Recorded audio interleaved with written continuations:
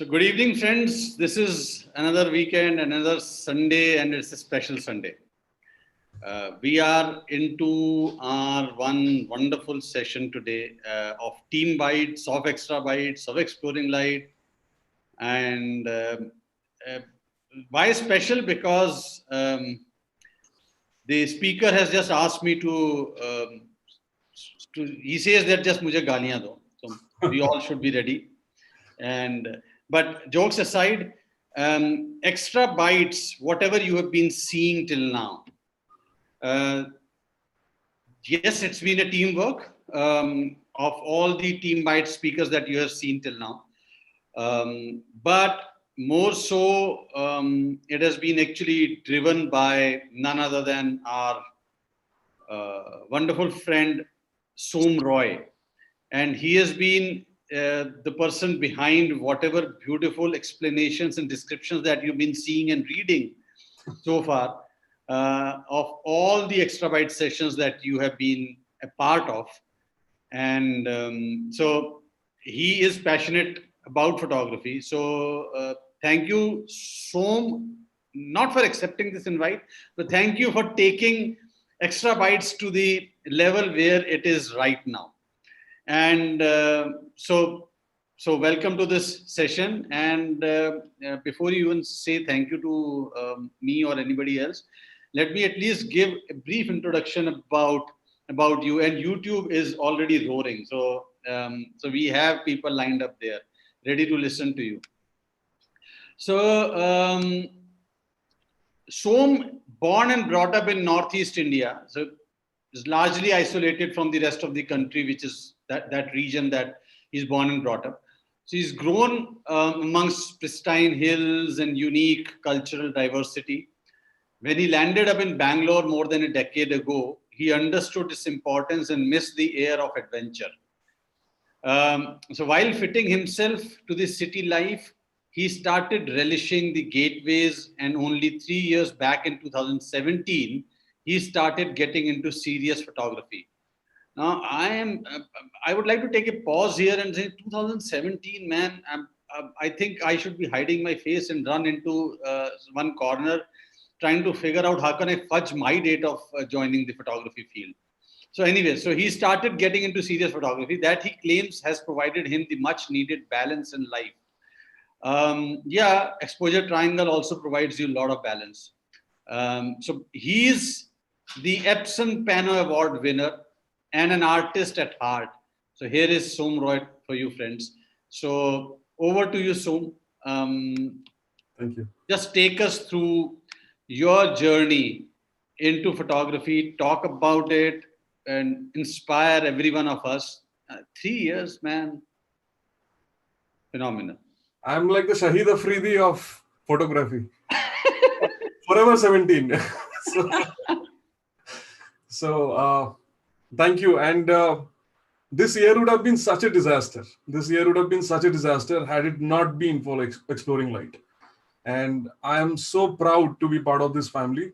And obviously, I think Justy, like everybody calls, like the Dronacharya of Indian photography, right? And we are like the 5 Pandavas, right? So I think it's been phenomenal, right? 2020, obviously, amidst all the despair and grief, this is going to be the shining beacon for me. Give me more perspective, and obviously the purpose that it has given all of us to do something, just not for ourselves, but also to probably uplift the general commitment and artistic vision that we, at least specifically in India, people have, right? And giving this platform, bringing the biggest names. And I think we are at that inflection point. 2020 is going to be that inflection point where I think Indian photographers would probably give some shape to their journey. And I don't want to say that Exploring Light was the cause, but at least we were a catalyst. And that is the moment of pride for me. So that was 2020. So obviously the time before that, like you said, I was born in Agartala, Tripura. I'm sure, probably a lot of people might not even know, just look at the Indian map. It's a small state, just surrounded by Bangladesh and Assam. on pretty much all sides. So I was born in Agartala, obviously, and I studied over there. I'm from a pretty low middle income family. So growing up until I was probably 17, 18 years old, even a pair of jeans was probably a luxury. So, and I remember my dad finally, of all things, he committed to me that if I was cracking probably more than 85% in my 10th, which he didn't have any expectations out of me, right? Because I was always a trouble child, very rebellious, very bad streaks all my life. And my dad said, okay, fine. Let's see. He knew he didn't have any money to lose on that bet, right? So he's like, okay, fine.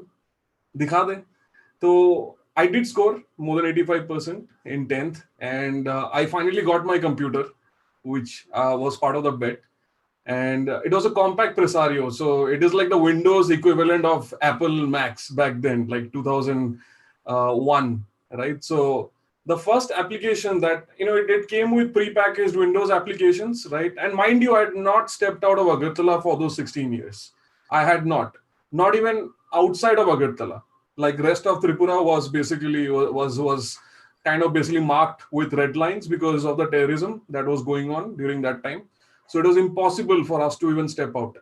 So I was like in Agartala, and whatever window I had to the rest of the world was through internet, which itself was basically on a dial-up at that point of time, if you remember, 56 kbps, right, with the whirring sound.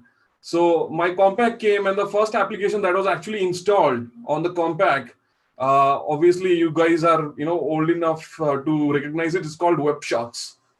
So WebShots actually predates Flickr and everything else that right, for image hosting.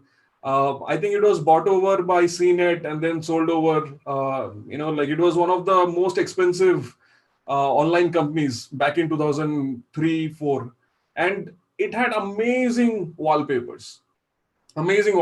Like the Grand Canyon, the Fjordlands of New Zealand. So that became my window to the world, sitting at home, right? And that was my first foray into understanding how basically an image can instill so much. And I was like obviously a very restless kid, obviously on testosterone and adrenaline rush all the time, right? So that infused that calmness in me starting 2001. Obviously, my like next 2 years, I think generally, obviously, I think I deteriorated in terms of my studies and everything else because of endless number of reasons. But at least in those 2 years, I grew my appreciation of nature, right? And because of WebShots, I am wholeheartedly thankful to WebShots.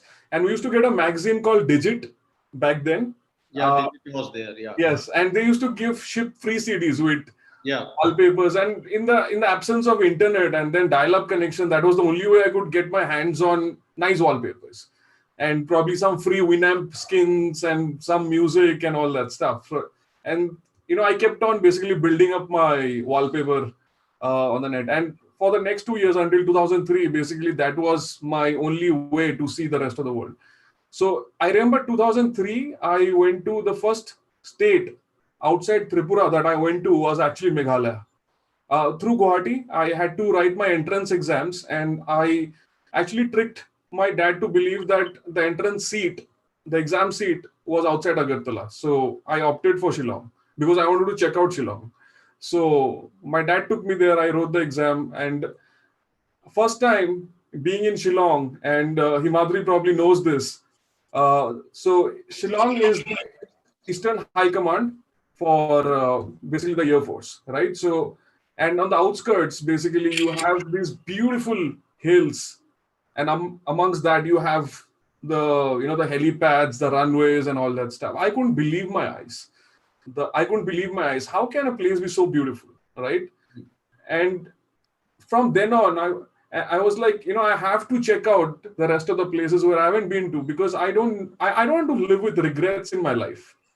That was a big priority for me. And from there on, ended up in Bangalore, did my education. I started in a call center to fund my own education, partly because pocket money was at a premium. And slowly, like over years and over years. So from 2003 to 2010, I did not again step out of Karnataka, right? Because frankly, I did not have the means, and I wanted to basically, establish myself, because I've seen how dark my previous life was, and then I wanted to basically, obviously, break through the glass ceiling. I could see a lot of people who were successful around me, but then again, I probably did not have the means or the need to probably explore at that time. I wanted to basically, do something for myself, establish myself in the corporate world, and I worked very hard. I remember 2008 is when I joined my current company. Until 2010, I did not take a weekend off, let alone sick leave. So 2 years I was working through the Saturday, Sunday, so almost 365 into 2. All those 2 years, basically, I did not take a leave, and my boss forced me to take a vacation for a couple of weeks. So, and that was the first time I went to Mumbai and actually Delhi and Agra, because I want to see Taj Mahal, right? And it was June, so basically it was like 45 degrees and and whatnot. Mumbai rains blasting me, and then Agra heat basically traumatizing me. So that was my first you know first journey outside of Karnataka. And when I saw Taj Mahal, to be honest with you, and then also the Mumbai rains, I was like, wow. I mean, and that was basically I think the slowly it started building on. Let me photograph, let me catalog these memories. What would I look at tomorrow if I have to sum up my life? Probably when I'm with my grandkids, or probably talking to my friends at like when I'm 50 years old, what do I have to showcase? And that's when I started shooting, like, Gateway of India and all that stuff, Taj Mahal. And so that was it. And again, got back to the corporate, basically logjam. Got married in 2011, right? And my wife gifted me Sony Nex 5. That was the first mirrorless camera. I think one of the initial mirrorless cameras ever released in the market, right? A lot of people basically badmouth me for being a Sony guy, including my friends in this forum. But me and Prakash are very brave souls. So, but I was kind of locked into Sony at a very early stage, right? So, like 2011, barely knows how to shoot, and my wife gifts me a camera because it looks nice, and I start shooting with it. Auto mode, mind you, from 2011 to 2016, I was on auto mode, 5 years. Can you imagine? Right? Wow. Yeah. And it was like that was long time auto mode. yeah. And all through I was But only, you must have learned a lot of things from that auto mode, I'm sure. So I think a little bit the engineering helps in terms of, you see something, you try to understand basically what's behind producing that image, how, like slowly you read the theoretical part of exposure triangle, right? ISO sensitivity and all. And I've never seen a film camera, never touched it. So that was the first camera I had, the Nex 5. And 2017, basically, we were planning to go to South Africa. Before 2015 onwards, basically, I started traveling. My first place I went outside India, and Prakash will beam with pride now, is Dubai. So 2015 October, basically, we had some money, and then we booked an Indigo flight, all full family. My very good friend, one of my best friends, Tuhin, he was working in Dubai. We basically went to Dubai, right? And over there, like, everything, every site you see, I was basically shooting with my iPhone 6s. And 2015 itself, around December, I had to go to US for work. And I basically decided that, okay, instead of taking my camera, I think my iPhone would be a better option. And I took my iPhone, actually. I did not even take my Nex 5. So that was my due diligence of photography, that the iPhone shoots better than a camera. So, so took my iPhone and then shot US, like, went to Vegas, New York, and then I also went to Europe while coming back, almost 6-7 countries. And then it hit me, like, oh God, what crime have I committed? And because I took some images from, like in front of Eiffel Tower, my dream destination, and I was here shooting with an iPhone 6s, right? And I did not know it was noise. I was like, why is it coming like so many spots? I did not know that this was noise. So, and then I was like, and then I came back and showed it to my mom. Like, mom, see Eiffel Tower. Mom is like, like she almost like, threw my camera into that, to the road, like, like hopeless. You've never made us proud. Thought at least you'll do something with some photographs. That also you have basically humiliated the family. So my family's reputation and credential I had already basically, thrown down the drain. And then, in 2017, we planned that let's go to South Africa. And that time my wife said, I think the only way you will basically get some credibility back is that you shoot better. Then I called up few friends, and luckily I've always had friends, a good set of friends around me who have been good photographers in Bangalore at least. Though wildlife, but at least their photographs were much better than mine. So this guy called Venki, and pretty much because, we kind of started with my current company, all of us together, it was a thick circle. So Venki, Shashank, Deven, Keshav, spoke to everybody, and then finally got my Sony A7R2 before going to South Africa. And shot there again, the only thing I really knew was long exposure, which I had tried before, and then basically rest everything in auto mode. Right. So that this is crazy. Yeah. Straight away long exposure. Long exposure started with X5 only. So somebody told me just put it in shutter priority and increase the timer. You'll get good photos. So nice, very nice. So long exposure, the thing is that because the noise is kind of removed because of how long the shutter is open. Bhai, sahi hai. Isme to hai nahi. Matlab, I don't see the dots. I don't see the dust. Long exposure. So I went to New Zealand and I did a lot of long exposure. Bas long exposure hi kiya. Matlab, basically buses have disappeared from the street. People's heads are cut. So only long exposure. Right? And then basically South Africa thankfully did some good photos. And after coming back slowly, I think, it's a pretty expensive camera. For me, the money was the biggest driver. Itna kharcha kya chalana nahi aata. BMW leke baitha hai, lekin steering kaise kaam karta pata nahi. So that was basically the driver. ठीक है भाई, अभी थोड़ा study कर ले. So that's how the studies began. And then basically I know, I typically, if I start picking up something, I get to the bottom of it. So that was the journey, sir. That was the journey. Meanwhile, let me interrupt. Som was of the view that not even 5 people will turn up on YouTube. You already have 42 out there. Oh, yes. बस अभी पैर दिखा दो sir आपका. Okay, guys who are on YouTube, and if you stay long enough, I've waxed my legs. You might be able to experience them. Stay on. Okay. You make things look so simple. Well, 5 years you are on auto mode, and then other than that you are doing long exposure. I think nothing in between. I mean, this is something crazy.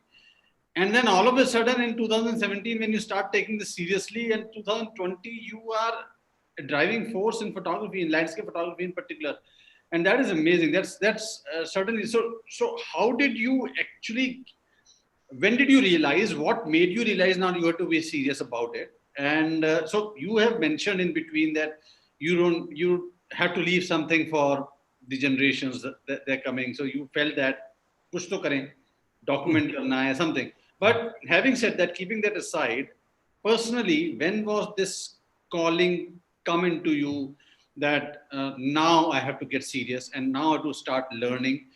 And how did you do that? Because this is phenomenal that within 3 years, the kind of images that you're creating, they speak for itself. Thank you, sir. So two drivers again. So number one, I think, was web shots, to be honest with you. That stayed with me, the kind of images I saw. I mean, I was 16 years, and here I'm talking like in 2011, I was like over 30. So all these years, it was basically kind of a pent-up frustration that you could create images like that, and I am here, I'm not able to create. As simple as that, right? So it's basically the gap analysis that you do. This is the output, and this is my current skill. What do I have to do to get to that level, right? So that was number one. And if gear was a limitation, so when I went to South Africa, I wanted to basically remove that limitation. That gear should not be a limitation. Talent could be, which I can fix. Gear, unfortunately, I just want to basically keep it aside. That should not be something that's damaging my potential. So that's why I upgraded from Next 5 exam directly to rocket science, like mirrorless A7R2, top of the breed. So that was one big driver, the pent-up frustration, of creativity. Like I wanted to create, but I did not have the technical knowledge to create. Second big driver was obviously the kind of background I come from. Like to be very honest with you, I know probably my mom is watching this and my dad might be too. We had a very troubled growing up years in terms of we've seen basically, the struggling for even a pair of jeans, or even probably we never went out to any restaurant or even stepped out of it was really hard life for almost 18 years. I know the value of life is not what you accumulate. The value of life is what you experience. Absolutely. And I wanted to have that under my portfolio. When I look back, probably for my daughter, who is probably my biggest inspiration in life, I wanted to showcase that these are the experiences that your dad has lived through, and maybe, and she's obviously living through it whenever we go. This is my portfolio of experience. You won't find that in concrete, you would not find that in my bank locker, but it's in the images. So that is my wealth that I'll leave behind. I've made up my mind around that. Beautiful. Beautiful. It's really beautiful. So when you started actually taking photography seriously, you also must have realized that you have to learn the tricks of the trade as well, because landscape photography, unlike some other forms of photography like photojournalism or even documentary, unlike them, it requires certain kind of post-processing. Even if not getting into fine artist thing, even then it requires post-processing techniques and all, and the vision has to be created. So how did you realize that? Did you feel that composition comes to you easy, or you had to learn that as well? And post-processing certainly is something most of us struggle with, continue to struggle with throughout, especially if we are Indian landscape photographers, because the kind of inspirations that usually people get in terms of the peers that look up to, they are almost non-existent in India in terms of landscape photography. So did you find any challenges? And if yes, how did you overcome them? Sir, my biggest challenge was obviously how do I mitigate the technical gap? I think I had the vision, and I don't want to be proud, but I think some of it is organic as well, because I studied arts for 5 years in school. I sucked at it. It was not natural to me to create something on a blank slate.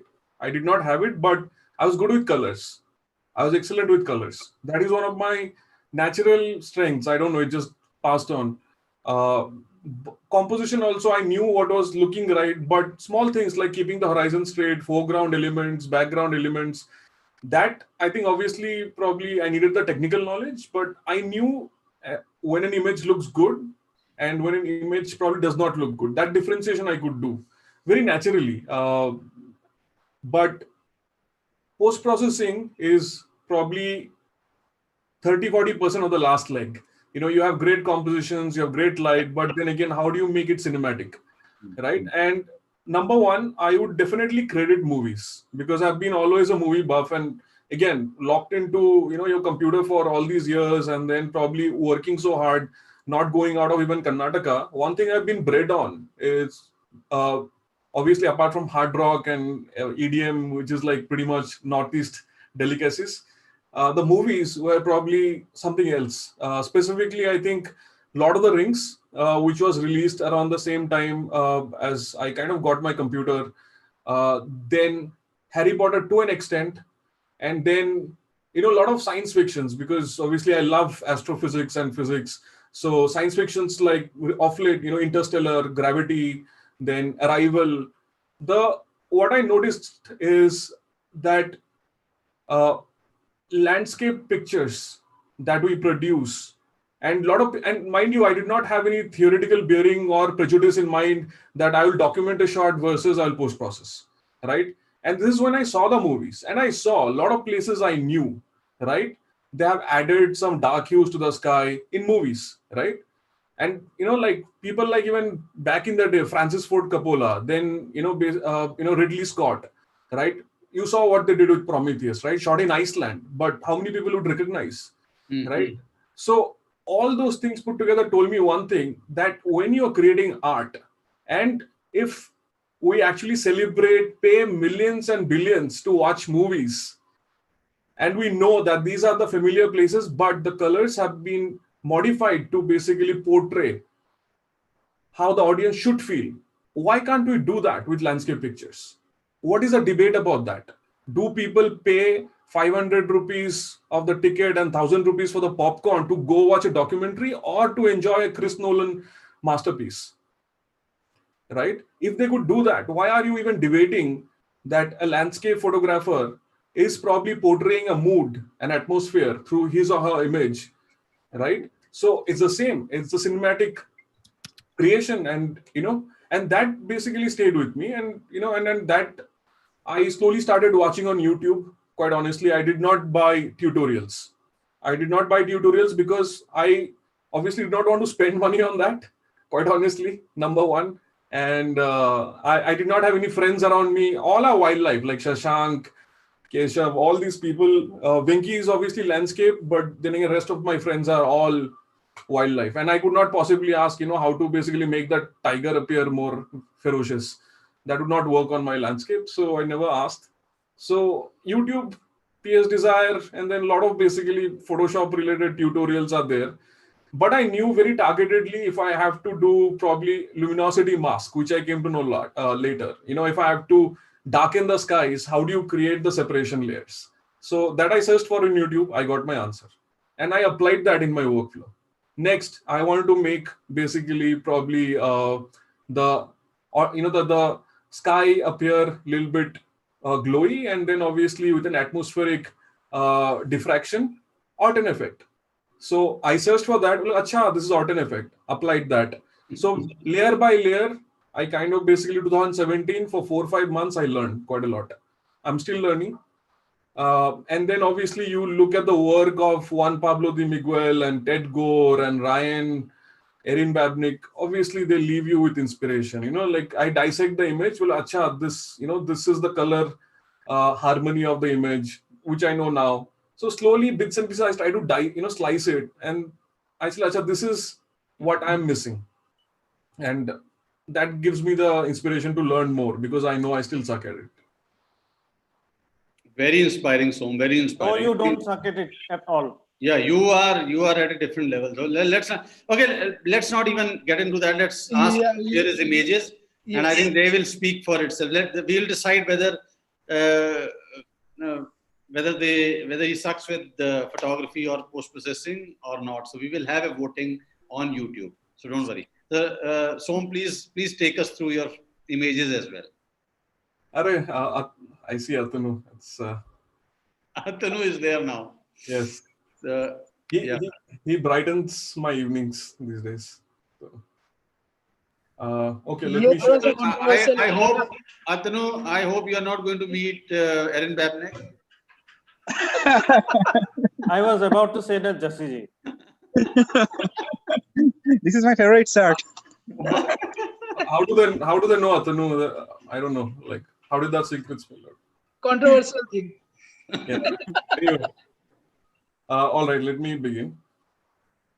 So first thing I want to show you is an album that I maintain on my Facebook, because I said, you wouldn't see me posting anything like randomly on Facebook, because I consider Facebook a little sacred, because it will leave behind my legacy after my death. Hopefully, if Mark Zuckerberg is able to still fund his company, I think it will be there forever, right? So I kind of basically, I don't want to regret if I'm posting something. And second is that I know probably it will become the payload for my next generation. So anyway, I'll just share it. So this is my Facebook page, right? I'm not very active these days, unfortunately, on social media, but I just want to show you this album called Musings of a Wanderer. So this is one of the first albums I ever put up. And these images that you see are basically creations from yesteryears, like my phone, my next 5, right? And this basically tells me the places I've gone to and the images I've screwed up, which calls for probably, future investment to go back to these places, right? And as you see, right, pretty hopeless HDR images, something that, I will probably disown if I had not uploaded. So I've been caught in that, but it's a good reminder where I came from and where I want to go.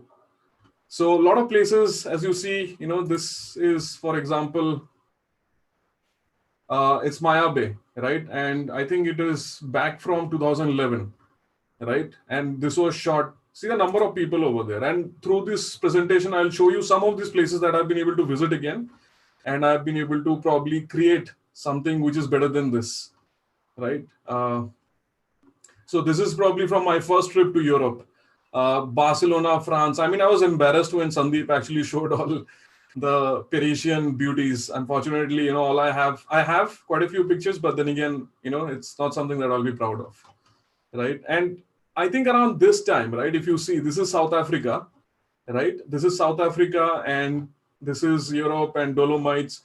It started taking shape all of a sudden because I invested a lot of time into probably stopping this bloodshed over my artistry.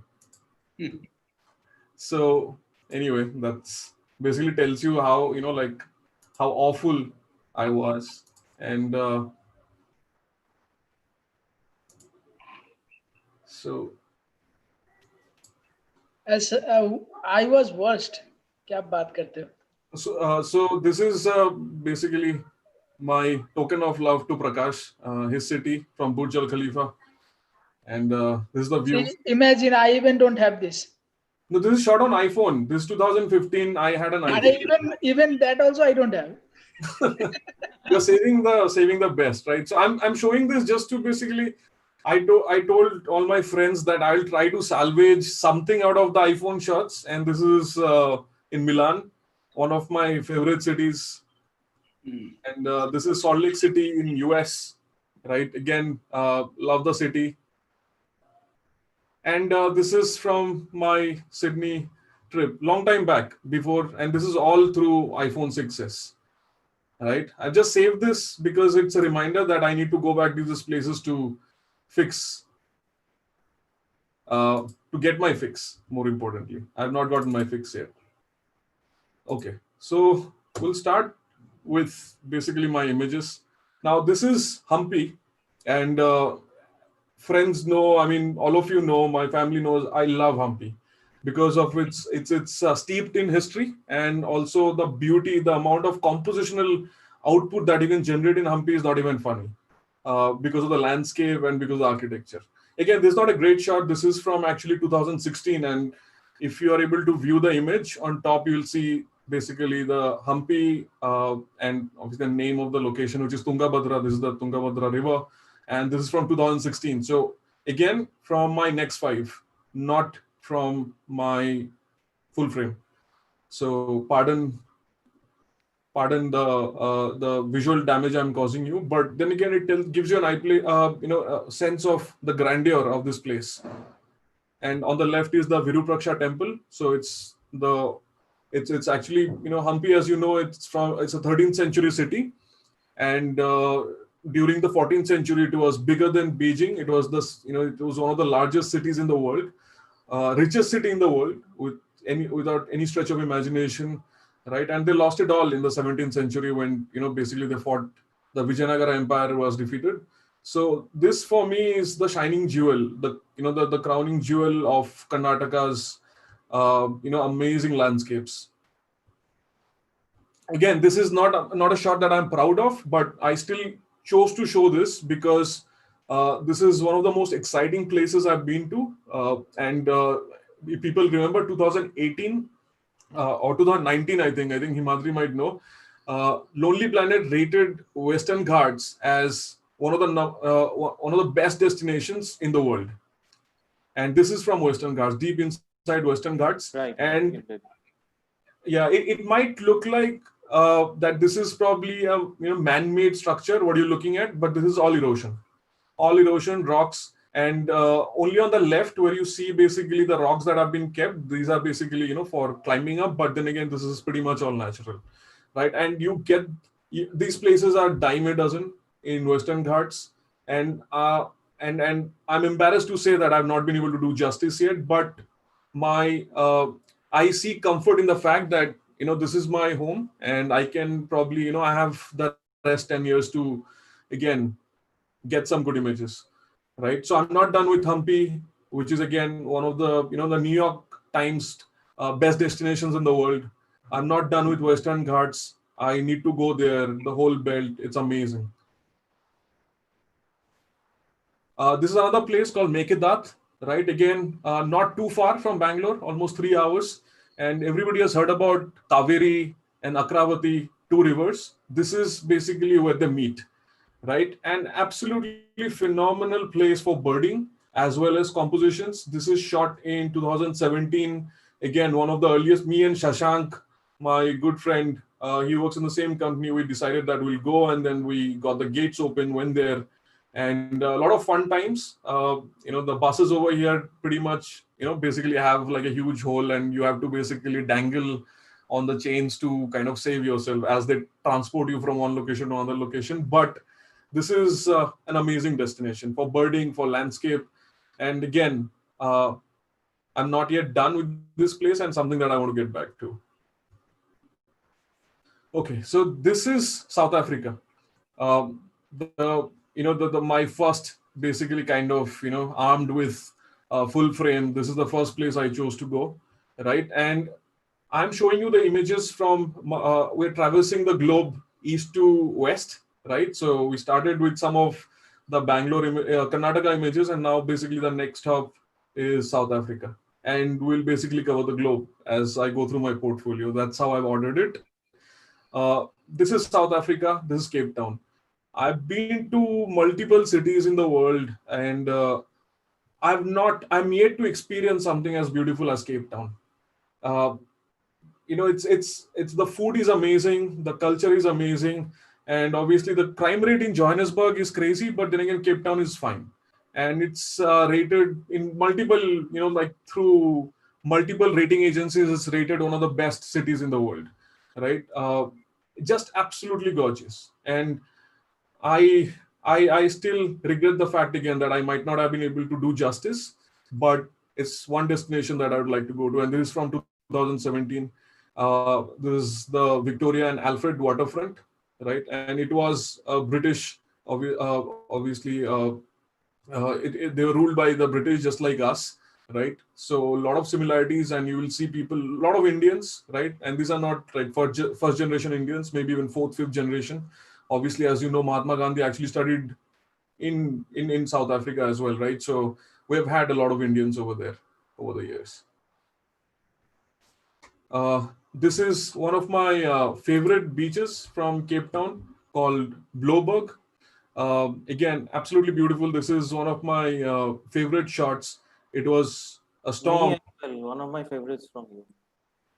Okay, thank you, Himadri. So one of my favorite creations as well, because considering that, like I told you, if you see long exposure, 2017. I've been telling you guys, right? So this is all you will see. So long exposure only kind of manipulated the amount of seconds. That's it. So it was a storm, and we took shelter in a KFC. And after the storm got over, we went out to the beach, and this is the sight that we experienced.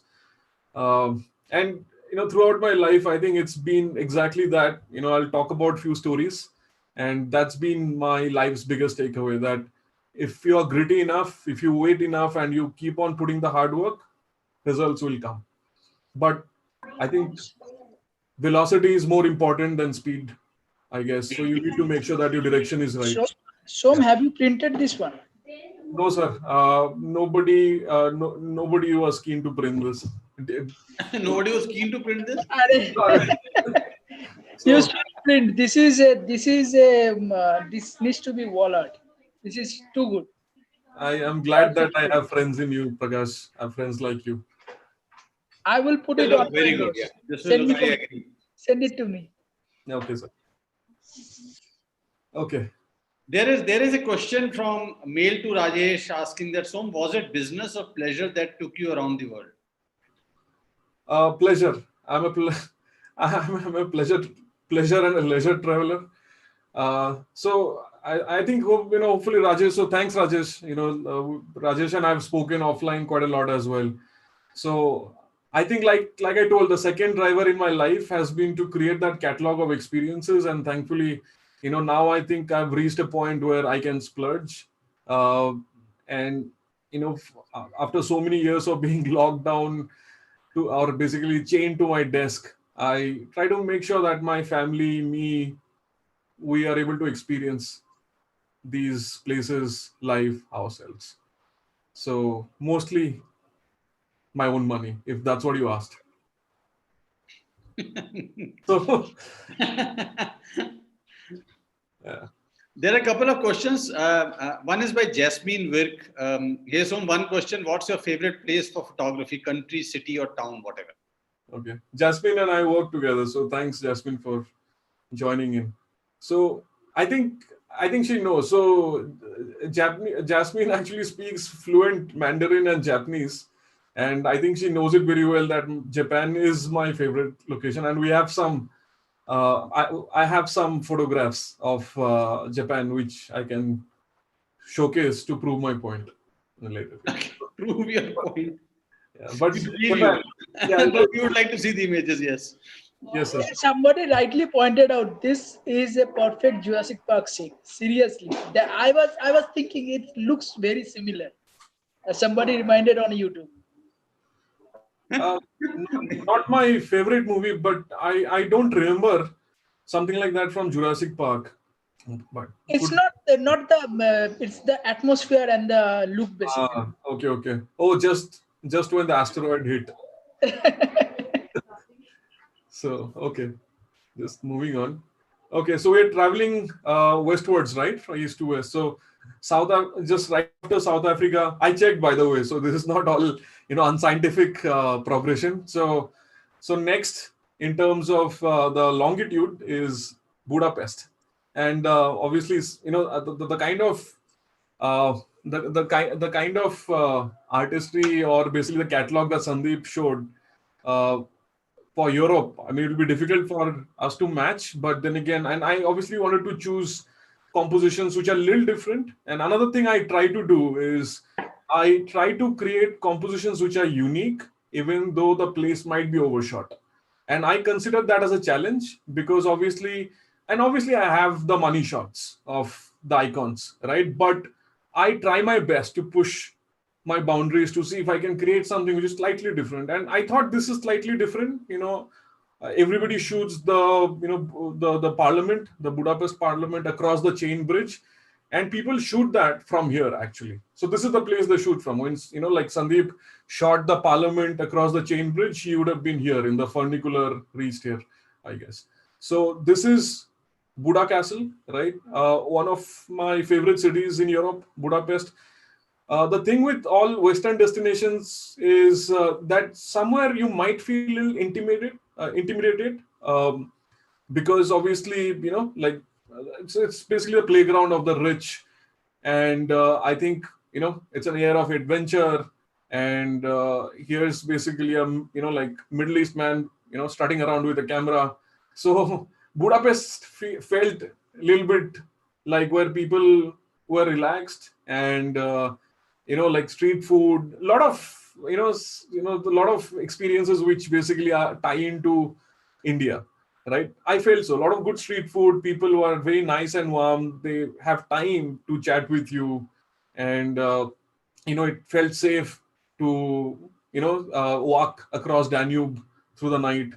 So it has a special place. I made a very good friend, Levente, who I've been in touch with ever since this trip. So good memories from Budapest.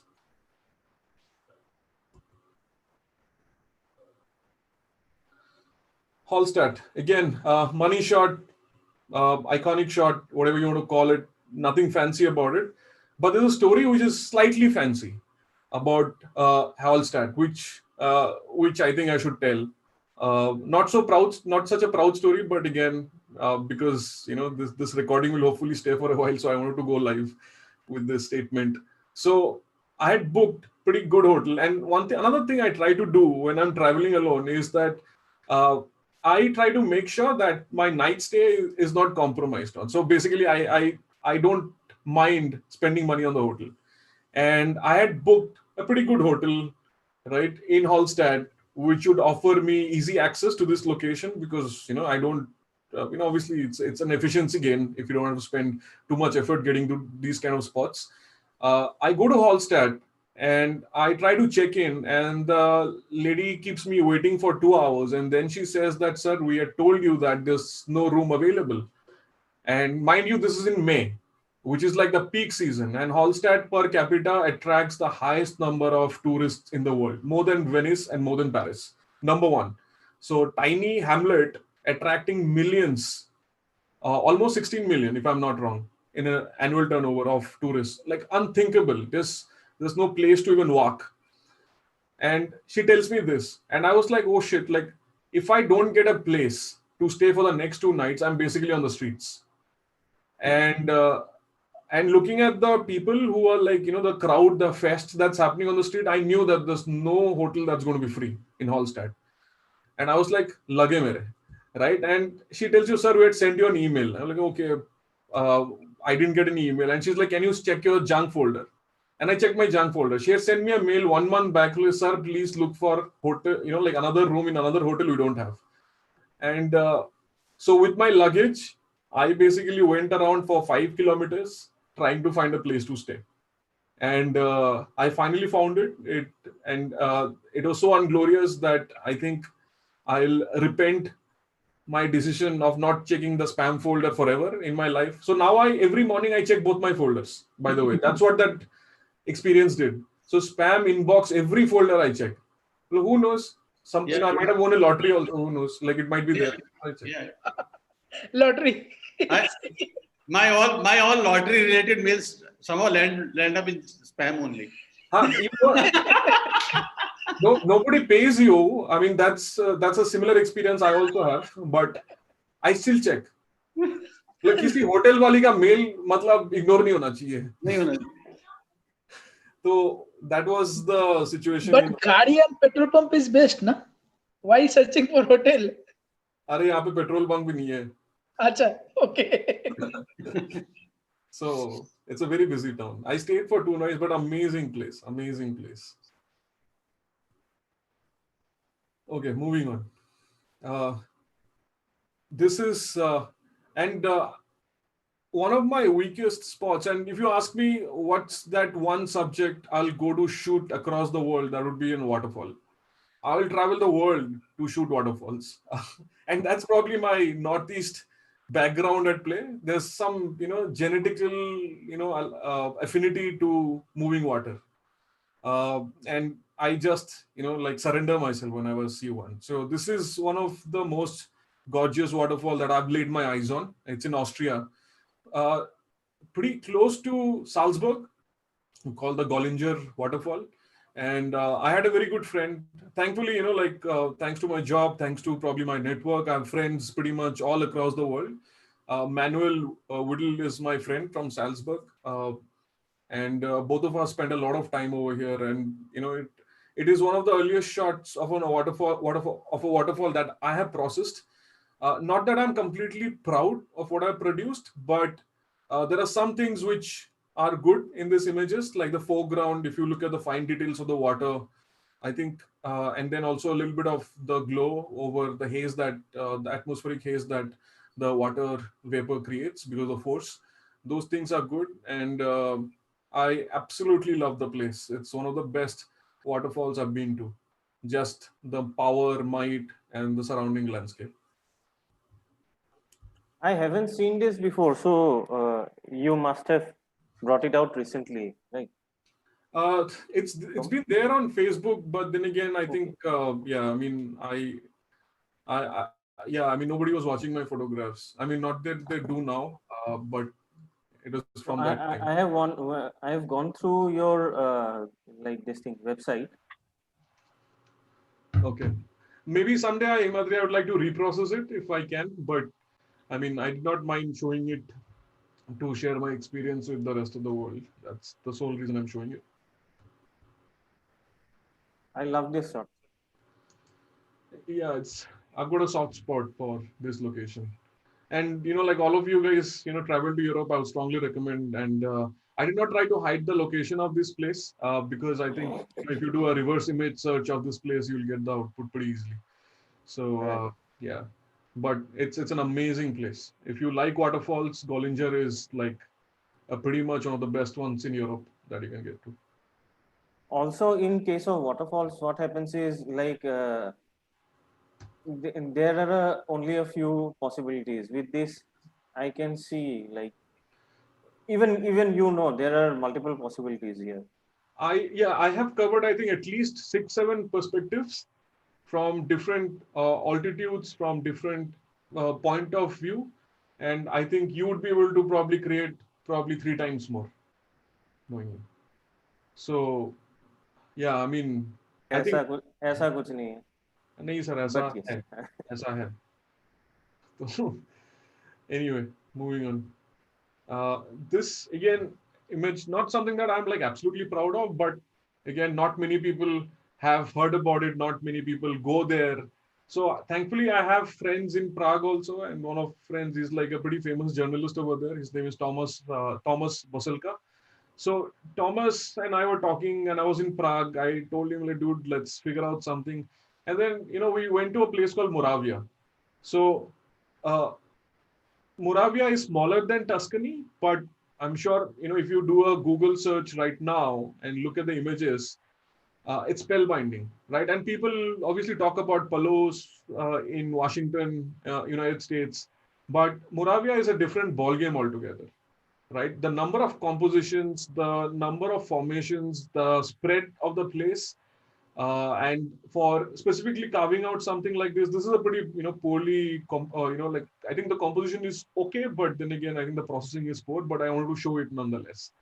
So absolutely brilliant, right? And I just want to show this so that people are aware that the place like this exists. Very dreamy, close abstracts, probably one of the best places in entire Europe.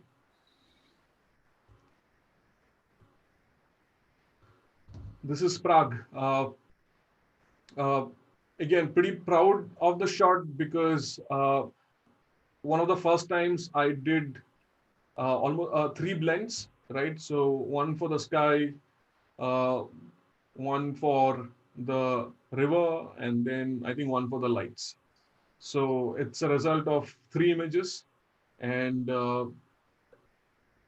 I just like it. The other fact is that the incredible amount of hard work that has gone into cleaning up the people in the bridge. Charles Bridge is where you are destined to meet 1,000 people. That's what they say. If you just walk through the bridge, you will meet at least minimum of 1,000 people. So starting from 4 a.m. in the morning to probably 3:59 a.m. next day, there are people. So basically, you don't have any time for yourself. Wow. So a lot of work has gone into this to basically remove people from the bridge.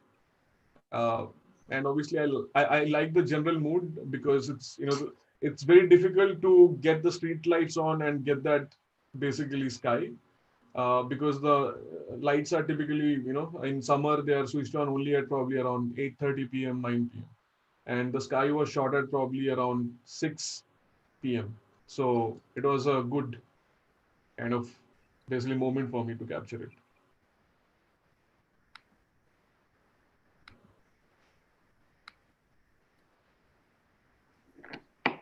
Moving on to Germany now. This is Neuschwanstein, the famous castle that you see in Disney's logo, right? So this is Neuschwanstein. I know Enrico Fossati has a pretty much similar perspective, but this is not a common perspective. This is something that that probably needs to happen to you by luck, or somebody needs to tell you that this exists and how to basically get here. It's not something which is very evident when you go to the place. So, and I created this image without really knowing that this perspective exists. So, and I reached the town of Fusen, where this castle is located at around probably 7:30 p.m. in the evening, and sunset was at 9 p.m. The closest trail from my hotel to this castle was through a forest, because this is like the middle of, like the south of Munich, Black Forest, basically. So you're basically going through thick, dark forest with very high elevation gain, very rapid elevation gain with my camera gear. And I knew I had like probably around 50, 60 minutes. And the whole trail was probably around going to be 60 minutes. So you don't have any time to shoot.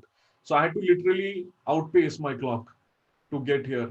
And the only perspective I had in mind was the typical, canned affair from the bridge.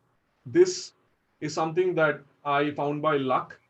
It's not something which is evident to you. And again, old shot, I would love to reprocess it, but uh, I'm very happy that I was able to click this composition.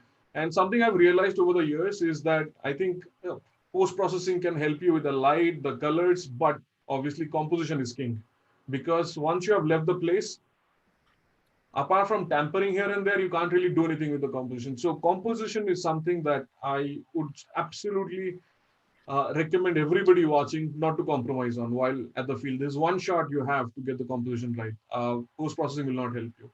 It might help you tamper it, but then again, you'll be creating something which does not exist in real life. And that's probably my thin red line. I think uh, I forgot who mentioned this, but my all my life, whenever I've shot, one of my biggest policies or ideals is to make sure that the place must be experienceable, right? And that's something that I always try to create. So, how much work went into this image? This is not even Photoshop, Himadri. This I processed it in 2018, and mind you, I started using Photoshop probably only because Shashank, who's my friend, and like Keshav, they have been pestering me. So I switched to Photoshop. I was for almost 1.5 years. I was using Aurora, right? So Sarkir Ameli, and then a lot of these people, so I was using Aurora, and that is the only one I knew. So in Aurora, there's a blend of two pictures, one for the sky and one for the trees, and the foreground. So it was hardly probably 1 hour of work, honestly. And I don't have a PhD for this. This is a flat image. Beautiful. There are a few questions. Jasiji, would you like to take them? Yeah, there are many questions actually. Yeah. So let me. While you answer, while you keep continue with your images, if you could answer, like there is this question, Som sir, how do you manage all these travel along with your work life? Work life. So, yeah. Uma Das has asked. Yeah, Uma has asked. Okay.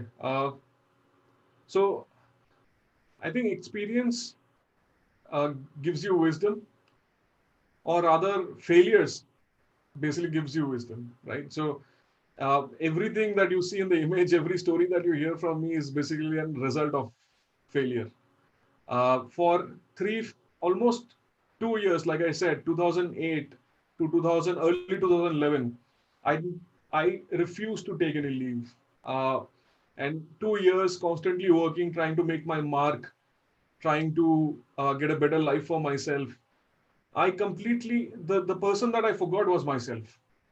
And I was burnt. I, basically I didn't sleep on time. I developed a lot of motor neuron issues on my left hand. I could not even rotate it. And mind you, growing up in Northeast, obviously, like football and cricket were basically part of me all my life. And that stopped after I came here, because back home we had the lush green fields. Here, basically, unfortunately, the topsoil is very rocky. So I could not convince myself to stick on playing. From that, like top athletic state, in 5-6 years, I turned to this stone, and I could barely move my hand. I could not sleep, and it was a disaster. I was a complete disaster. And then I realized, I think when I first went out, I think went to Kerala, and then I realized while hiking, I could not even hike probably around for more than 100 meters. My chest, I was not able to breathe. And that's when I realized all this blood, sweat, endless time, who's it for? If I'm not alive, or my body is not able enough to experience it when I'm at my prime. And that's when I decided that I have to make time for myself, make time for my experiences. And thankfully, the kind of grandparents, my grandparents have been probably my biggest inspirations, right? Especially my grandfather. And somewhere I think that, obviously how genetics works, it gets passed on to you, and some of it is from him. He was an explorer. And then basically it appeared to me that I'm wasting my life if I'm not able to create those experiences. And after that, uh, all I had to do is basically set expectations at office, because I think all my managers who I've worked for, thankfully, and I'm glad to them, I've had some very good managers in my life, and they all basically, have instilled in me that, you need to make time for playing. And this is my play. This is my play, right? And when I want 2 weeks of leave after slogging my ass for maybe 75 hours, 90 hours in a week, they they are supportive generally. They're supportive. But I do take time off for myself and for my family. I give my best to everything I do. That's just been me. Awesome. That we've That's experienced. that's the way to do it. That's the way, and that we've experienced also. Yeah. There's another. It's kind of a remark, but I think it's worth mentioning here. Prasad Ambati says that everyone will have a different eye, and both Som and Himadri would get 100 different possibilities from the same place. I think that's a very strong remark, and I wanted to share because I totally agree with this. We have more questions, but I think you can move on, and we'll ask in between. Yeah. Yeah, yeah, I've got quite a few images. Uh, some I'll just roll over. This is typical Venice. Uh, One of my favorite shots, because as you've seen, I've not shot closed architecture until Venice. And Venice, uh, it's an experience. A lot of people complain, like so many people in Venice. But I'm generally a very introverted person, and I like my time. I like shooting alone most of the times, because I soak, and I know I'll be basically, I don't want to cause any, any challenge for anybody around me. Typically, I hate conflict, so I tend to shoot alone, because that way I can control my own time and output. And Venice was one place which uh, my wife had been to Venice, and she had told that, it's not something that you would enjoy. I said that, yeah, I'm anyway going to the Dolomites, might as well check out how Venice is. And a lot of good stories from Venice. The people, the food, obviously, I mean, Italian food, I don't think anything competes with it, but even the hospitality in Italy, like how nice people are, uh, it's something that will always stay with me. But Venice was a different experience. There's no other city in the world which can equal Venice in terms of the artistic beauty, in terms of the architectural beauty. It's hard to imagine a city which was designed for water. It's a lagoon. It's designed for water.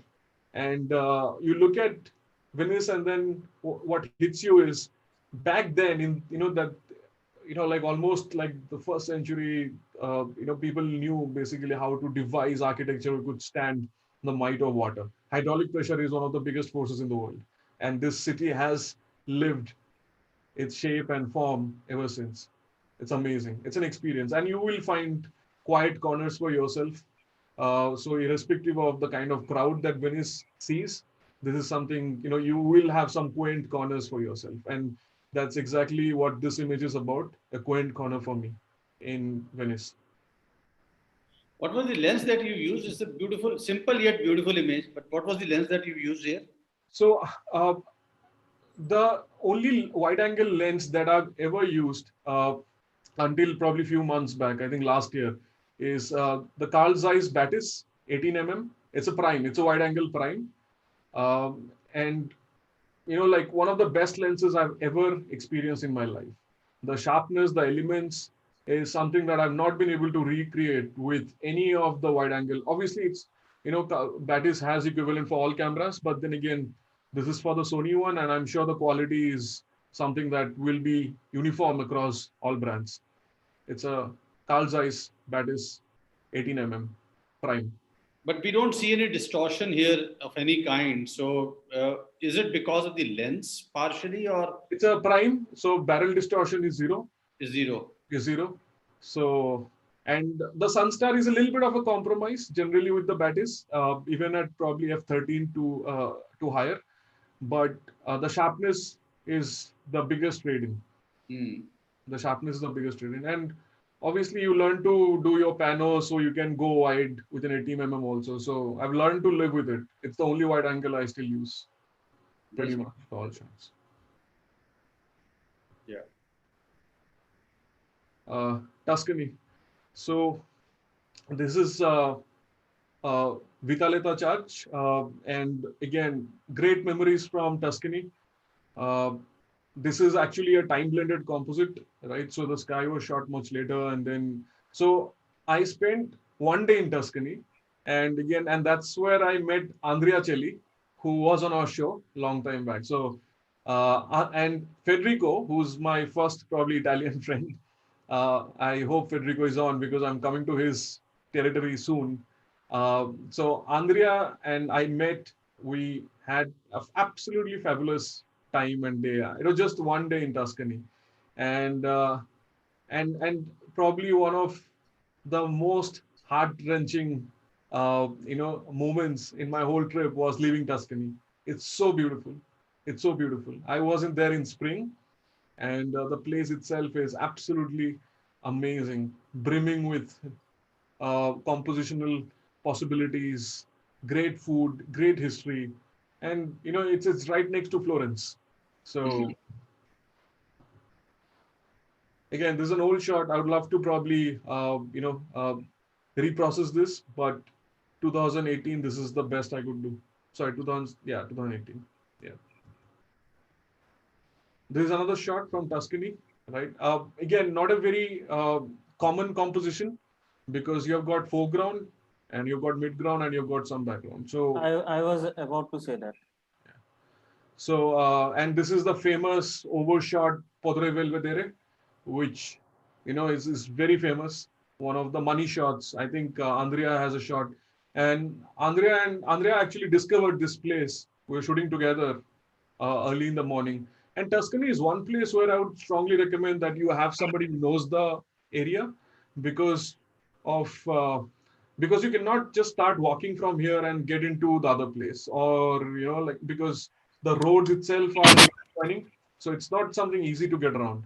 So Tuscany, my trip in Tuscany was well served that by the fact that Andrea was there, and I'm very grateful to him to make time for me.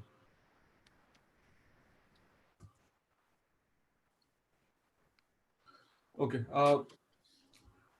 this is Santa Maddalena, pretty much like the poster card from Dolomites, and probably one of the first images I actually ever processed from my trip in 2018. Before that, basically all the images that you saw pretty much have been reprocessed here and there, or even the European ones that you saw were actually processed after this. This is one of the earlier ones. And as you can say, like in terms of how this has been processed, there's some noise, and then probably there's some, the sky should be rendered a little bit more. It's so muted, the sky. And even the composition itself is basically no rule of thirds, nothing, right? So you can make, but it's a very, very special image for me. I did not know about Dolomites. I did not know anything about most of the places I actually went during this trip.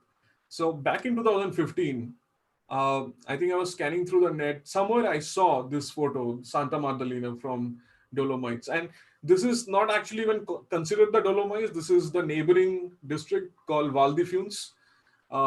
And that's how basically I started looking up about Dolomites in 2016, and then did a lot of research, found out all the places, looked at 500px, found Federico, became friends, And Federico is not like, he's still not a professional photographer, right? So he's like, like me, does this while he can take his leaves. So, we interacted and we became friends, met, and then, as they call, the rest is history. So if not for this church or the image of this church, a lot of things in my life, or, like at least things that I hold dear, would have been probably be still missing. It was a small inflection point why I took up photography, why I went to Dolomites, why, how I and Federico met. Even I met Andrea through Federico. So the whole cycle was because of this one image that I saw somewhere in 2015 or 2016. I don't even remember. It's like the movie Inception, right? Somebody comes in your dreams and leaves you with a small little clue and it takes shape. So I think this is exactly what this image did back then. So I'm thankful for that, whoever it was who installed that seed. Image is not great, but then again, and also the first image which got featured in multiple places, so it gave me the confidence कि मतलब कुछ तो हो सकता है life में. So, overall, basically a special place. But you have to, yeah. So there is a question regarding this image. So what is the focal length of this image and was it focused? So my trip in 2018, I'm going to admit it, and Federico actually insulted me quite a few times. I did not have a mid-range lens. No 24-70, no 28-75, nothing. And I showed up. I thought, I've arrived in the world with my wide-angle lens. And that's it. I can shoot the bloody, I can shoot Jupiter with my wide-angle lens. That was the confidence. Tabang. So, and no, I had my... glad you did not go to Kabini with that. Or even Masai Mara with that wide-angle for wildlife and for birding. I think I have, thankfully, Jesse, I have friends who would have fed me to the tiger or panther if I did that. So I don't know if Puneet is online. Puneet will say, "Matlab Londe nikal to call se." He's there. I am here. So, anyway, so that is basically my story from Dolomites, and I did not have 28-75. So a lot of images that you see. So this was shot with my telephoto. Yeah, this was shot with my telephoto. So this is probably around, it's 7200. So probably around 70 maybe, because that is the lowest. So that was the focal length, I guess. And I have wide angle shots where you can't actually see the church. So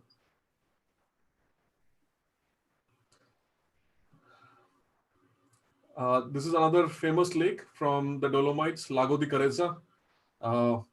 Again, a very special place, special memory. Lovely evening. Simple shot, but that's how my shots are. Pretty much all simple. But I think, and again, I think I did this with Aurora. I did not do Photoshop on this, so you can imagine the investment was less. But which also tells you that without really touching much, it was not a bad day in the outing.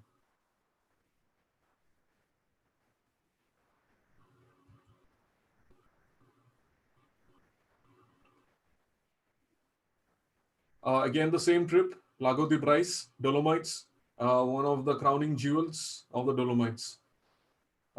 It's filled with compositional possibilities. You go anywhere. And I chose this over a lot of other dramatic shots because this is probably the best shot to explain how the place actually is. So it's more like a documentary shot. Because I think you would have seen so many shots of it, but this is how the real place is. With some good conditions, probably saturated light during sunrise and sunset, this will produce even more impactful scenes. But as you can see, like a simple shot, perfect symmetry, the colors, it's something that you will need a lot of time to soak in. Absolutely gorgeous location. Also, this is a beautiful daylight shot. Like daylight shots are pretty difficult to manage. Yeah, that's what I was about to say. Daylight shots are one of the most difficult to create in a way. When I say create, it's basically making an image out of the other possible and easy to manage snapshots. And you've done full justice here, I think. Thank you, sir. And I think Juan Pablo had a big role to play. I mean, I didn't really quite know him then, but I found his images, and ever since then I've stuck around with. I make it a point sometimes, in case if it's basically like a very unique composite, unique subject. Like I know in specifically the key monastery, right in Spiti, I intentionally waited for 12 p.m. Then I started my hike so that I could shoot it in highlight, right? So that its details are basically well lit, right? By the sun. So sometimes, I've made that. I think I've gotten into a point where I make it a point to basically shoot. And I think after Juan Pablo, I think meeting TJ itself was a life changing moment where, like, dude, you got to be shooting in the high sun. Like, what are you saying? Like, no, no, no, no, you have to be. So, okay. So, anyway, one of my probably most privileged shots uh, from the Jewel. This is the Jewel of Dolomites, Trecime di Lavaredo. So the three peaks of Lavaredo, as they call it, right, because of the trident-shaped mountain. Uh, Again, not a very common composition with this foreground, but and that was a very eventful day. I think me and Federico, we are lucky that we survived the night. I actually published a full kind of a story around it while going there. So 2018, basically, Dolomites kind of experienced the highest snowfall on record. And even though this was May, the ridges over here, as you can see, as I'm hovering my mouse, were filled with snow. It was impossible to walk. I slipped a couple of times. And as you go down over here, it's actually basically a pit. It's an endless pit over here. So you had to basically go through here, and then basically it's like a serpentine path, and as smooth as the skin. That's how bad it was. And there were cloud bursts. Temperature itself was probably around below 10, and it was raining. None of us had the right gear, and we started hiking at around 7 p.m. and caught the sunset. And by the time we reached our parking, it was probably around 1 a.m. So you can imagine. And there was not a single other human being over here. So the whole place, and that was because we were the two most foolish people that day. Right. So, and this is the only moment probably where I had constantly worried if I would get to see my daughter again because of the cloud burst, because there's absolutely, so it was all pitch dark. Getting back to the parking lot looked impossible at that point of time. There's no navigation, nothing. A lot of lessons learned. And then I bought my Garmin after that, next year. Which year was this? This was all 2018. 2018 only, yeah. I was in Europe in 2018 for a month. So backpack. I just wanted to say, Som, could you go back to that? Those, not the first one, but the second and the third structure, it looks so similar to the temple structures of Angkor Wat. So yeah, that's what I was wondering. I could not even relate to that, but I was wondering that it looks familiar. Yeah. Now you've nailed it, yeah. Yeah, and also the third structure, it looks quite like the Buddha's like head, yeah, without the eyes and the nose. Yeah. But did you ever see it like that? So Angkor Wat, yes. I mean, I went to Angkor before this. So in 2017 is when I'd been to Angkor, and this is in 2018. And obviously, this was like Angkor Wat standing in front of you. It's hard to miss the similarity. And like you said, for me, actually, the third one. So I don't know, Himadri, if you know. So Tripura has a Shakti Pita, like where Durga's part fell, after this, right? So like Kamakhya, we also have in Tripura, and typically the Shakti Pitas are basically designed in a certain way. So it looks like a stupa. So that's what it reminded me. Like, why is it looking? So is it like a case of nature? I mean, man imitating nature, right? So those things basically play at the back of your mind. Mm-hmm. But yes, it's very uncanny. It's very uncanny. I think this is one shot that has like truly 1x.com. Yeah, I mean 1x, yes, but I think shared more than probably 400 times on Facebook. Right. By different people, so it has become like a little crazy. I mean, I actually stopped logging into Facebook after this image, because a lot of people started pinging, can we get a wallpaper, can you share in our group, can you send it to my mother-in-law, and all those things. So it's like, mujhse na ho payega. So I was like, okay, let's retire from Facebook for some time. So but this is something I processed. All these images are processed back in 2018. This is probably the only shot from that trip which I processed this year, I guess. This year or last year. Yeah. So anyway, I knew Photoshop. I knew how to play with light then. And but the sky, I swear, on my mother was purple that day. Was purple. Right? So if my mom is watching, I just want to, please be reassured. So Erin, are you watching? I don't know Erin is watching or not. So Erin, Atanu, look at this guy. Oh, what timing. So, but yes, yes, it was actually purple. So me and Federico are out and like, he never posted it. But then again, for me, it was like something that I wanted to post, but I waited to gain the right skills before I touched this image. And it is obviously somebody like Ted Gore shooting it. And, like I'm a lesser mortal, would have done focus stacking on the flowers and all. But this is a handheld shot. First of all, I don't use my tripod very often. There's a reason why purple is my always favorite color. This is the reason. It looks surreal. I have so many shots in purple. I 100% believe you there was purple. No, not. But this is not photo stacked, as you're saying, focus stacked. Single exposure. Single exposure. Oh, man. Oops. So, yeah, moving on. Wonderful. This is the Rio Maggiore from one of our, I think Sandeep also said, like one of the favorite places in Italy. Just makes you feel like home for some reason. It just felt like that I was like visiting an Indian port for some reason. People are chilling and then old fishermen and celebrating the, the find of the day types. And it was great. And it was a stormy day. It was raining at that point of time. And this composition is not unique in Rio Maggiore. I think Sandeep got it from basically the rocks right below this particular section.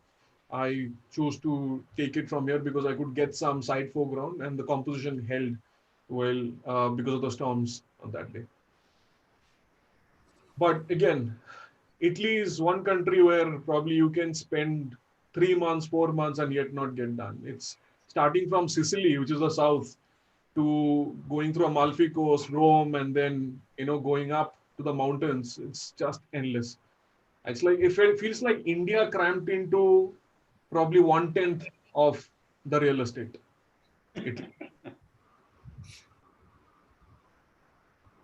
This is like something that I touched recently. I uploaded it. It's again Portugal, another favorite country from Europe, not very frequented, at least Algarve, which is where the image is from. This is from a beach called Albendeira.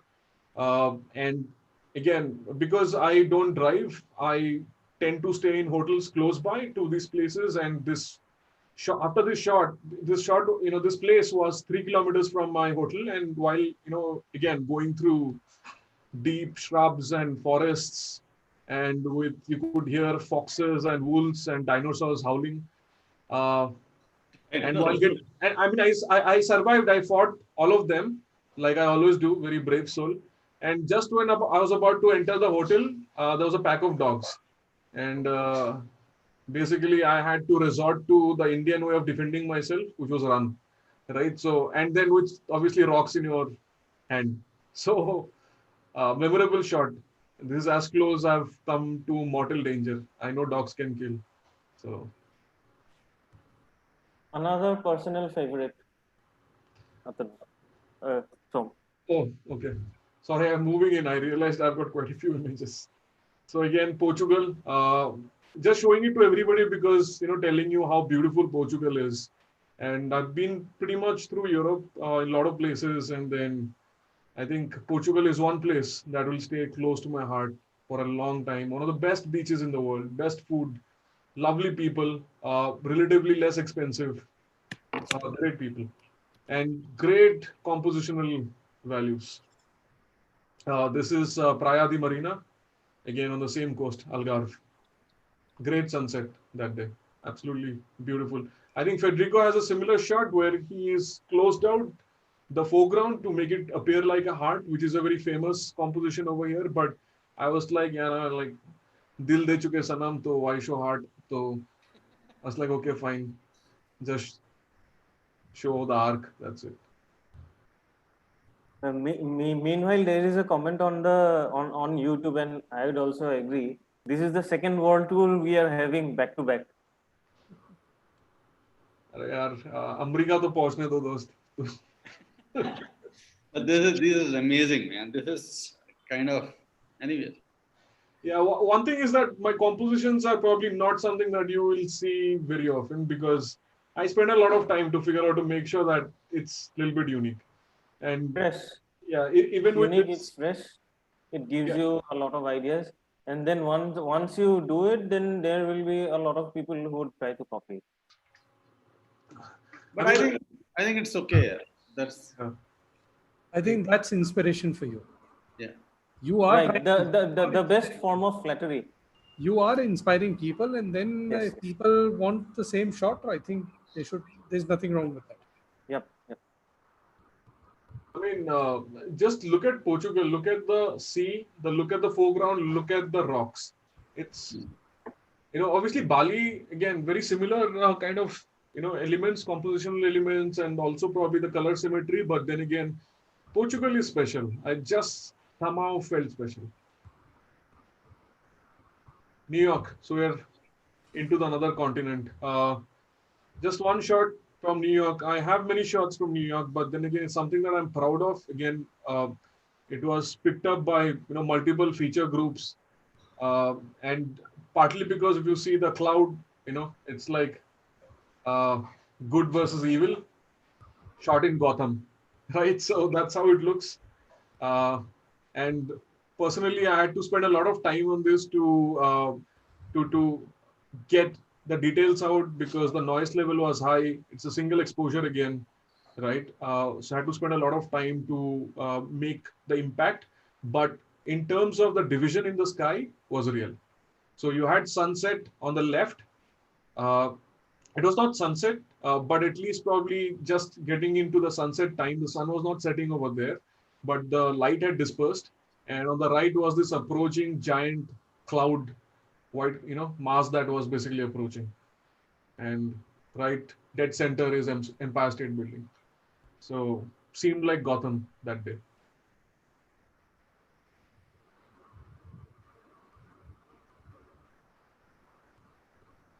Okay.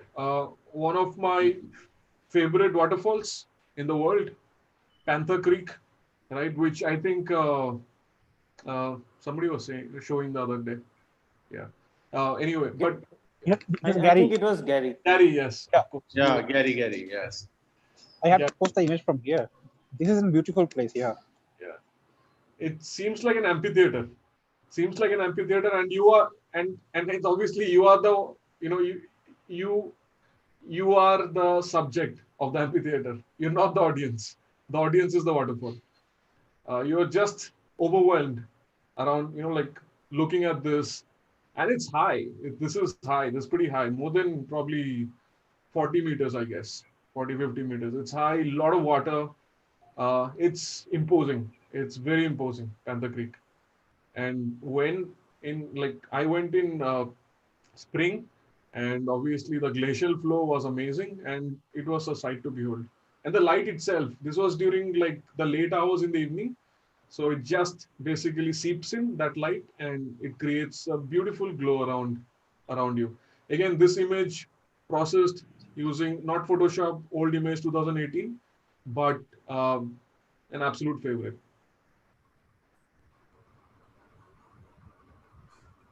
Oh, So this is again one of my favorites from the West Coast waterfall hunt, Falls Creek Falls. I don't know if Atanu has posted. Yeah, it's right. Yeah, you are right. False speak false. I have to go there. Okay. Yeah. So me and TJ actually, so I met TJ, another big inspiration in my life.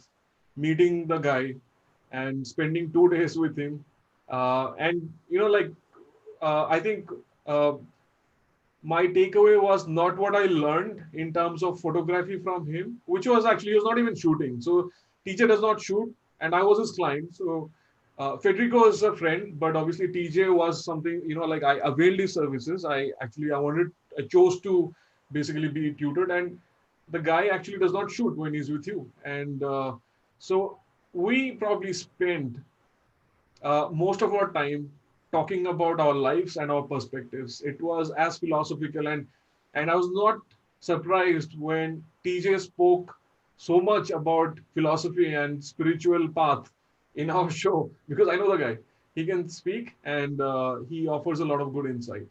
And part of the reason is he has also seen so many failures in his life. So for that, I'll cherish this trip. And this day particularly was a stormy day, and see the volume of water, right? Pretty crazy. At that time, the sun breaking through, and Mark Adamus has a great shot. Like one of his probably most liked viral shots is from the same spot, actually on the left. It doesn't have the foreground, but then again, it has got like lovely sun rays piercing through. So my sun rays are thankfully a little bit flatter and then more basically atmospheric with the water haze basically, like creating this atmospheric haze and diffraction. But you get the might of this waterfall, and it's actually three-tiered waterfall. So it starts actually over here, and this is the first fall, and this is the third one.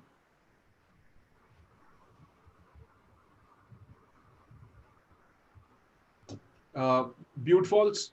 This is actually in Oregon. The previous two were in Washington State, the northernmost state connecting the Canadian border, and this is Oregon, Atanu's current state. Butte Falls. I just basically this image won the Epson Pano Award, and then obviously got featured multiple places, and I think thanks to TJ for basically discovering this perspective. He has a different rendition of this, though he did not shoot that day.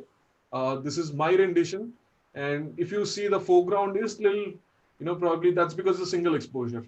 Pretty much all my shots, even this one is a single exposure, but stitched. This is like 3 images stitched. This is just one image, and I chose not to basically focus tag this because how human eye operates is that anything close to your eye would be basically kind of out of focus, especially when you're looking at a central subject. So I just wanted to create the whole view of an iris, if you will, through this image. But I find this is very beautiful, and particularly me. I'm coming from my own experiences that shooting in such kind of places where there is too much happening in terms of all greenery around, and all trees and branches are moss covered, and all those branches protruding out. It could be very difficult to create a composition like this. It's never easy, and you have somehow pulled it off with a single shot. I think green can at times be very, very distracting. Yes. And kudos, yeah. It's a very dominant color. It's one of the problem with me is green is my favorite color. That is my problem. I cannot. It's very difficult for me to analytically blend green out and look at other colors on your palette when I'm shooting a scene because I love green. So, see, yeah, human eyes are more sensitive to green than any other color. And that is where the whole challenge lies in photography. That is my understanding. So very good I don't know what others feel about it, but it's an amazing image. Moving on. So this probably I have like very few images where flowers are the central subjects. Mm. And I think this is the only image where I've shot it. And again, I have got such amazing memories from this place. I thought I know a little bit too much of the sky, and then probably not, probably the best balanced image in the world. But what I love is that's a single exposure, and look at the flowers. It's not focus stacked at all, right? And the trees in the midground are kind of in focus, and then basically the whole foreground is in focus, and you can almost feel the flowers. And I was like pretty happy with how it came. So just for that reason, and just to have that unique segment in my portfolio, I've kept it. I'm not the kind of guy who will go to a tulip garden to shoot just flowers, but this was this again in Oregon. It's from a place called Wooden Shoe Farm, and in spring you get like pretty much amazing bloom over there. Mm. Beautiful. Okay, now we've traveled westwards, and we have crossed the Bering Sea and moved to Japan finally. So what I promised, and been around, been to northern hemisphere, southern hemisphere. Japan is my absolute muse. The culture itself, I've studied Japan out of curiosity for a long time. Um, and like whole tracing back the World War II history, and even probably the medieval Japan. It's something that has always painted, kind of painted that inspiration in my head. If Japan could do it, why can't I? Right. So, and that's part. And just to basically digress a little bit, Japan was not always this advanced, right? So pretty much China and Japan were basically closed, isolationist countries for probably until 15th century, 16th century. Even after that, Japan actually chose to remain closed, though China had still opened up the Silk Route. So if you know if you get tricked by modern history, let me correct you by saying that Japan actually was one of the first countries to actually have an isolationist stance, uh, and it stayed that way until 19th centuries. And you hear about the feudal lords in Japan, and let me also tell you, and you probably have heard that Japanese probably revere their emperor like the god, and which is true. But the country, for most of its history, has been run by feudal lords. It's just the figurehead, the emperor. And the funny thing is that the shoguns and the shoguns and the samurais, who were basically the hired killers of the feudal lords, who were called the shoguns, uh, they are the ones who ruled the districts. And Japan was basically fragmented into multiple, basically small pockets. So 1862, I guess, one of their youngest emperor to ever take the throne, Emperor Meiji, took the throne, and he basically said that Meiji restoration is the period, right? Emperor Meiji basically started the restoration of Japan, and he said, obviously, he abolished the shogunate, and the capital moved from Kyoto to Tokyo, and Japan in the next 40 years set on a path of unprecedented development. And believe me, they were probably, like India was much, much, much more developed than Japan at that point of time. From 1980s, basically they set on a path, and imagine in 1914 they actually participated in World War I, right? So they were a party. So they had achieved pretty much world domination in multiple aspects, including including infrastructure, as well as basically they have developed their own weaponry systems.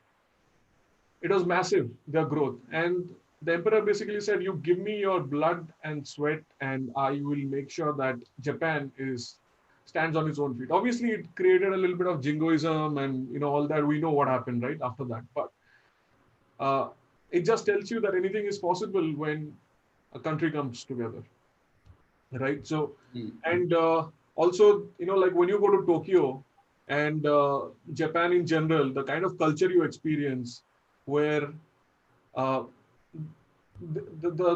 underpinning principle of Japanese culture is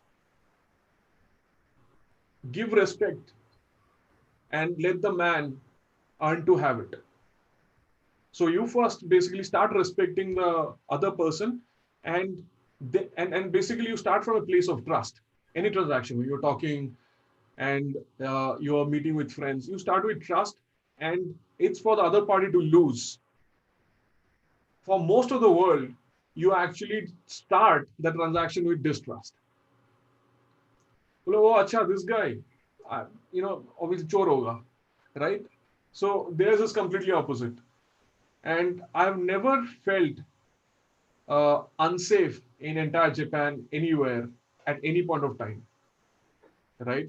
Uh, Amazing people, have got good friends over there now, and I just love it. The kind of culture, the history, the food, the how safe you feel over there, how polite people are, how hardworking people are. It's amazing. It's an experience that I would welcome everybody to have in the world. It's absolutely unique. So a lot of people go to Mount Fuji and then Kyoto and even like other places probably, but very few go to this place called Nikko. Nikko is the cultural hub of Japan. It's the religious or the spiritual hub of old Japan. It's in the north, in Tochigi prefecture. So in Japan, you don't have districts. You have like 47, I think, prefectures. So Nikko is a city in Tochigi prefecture, one of the most beautiful prefectures in Japan. And Kegon Falls you're looking at is actually from there. The other, because Japan has an aging population, a lot of these places have been made accessible to people, right? So as a result, the amount of engineering investment they've made to open up or make these kind of places accessible is amazing. So it's easy to basically go in, and then this is actually shot from like the ramp. So, the only thing I had to sneak in was my camera. That's it. Why did you have to sneak in? They didn't allow photography?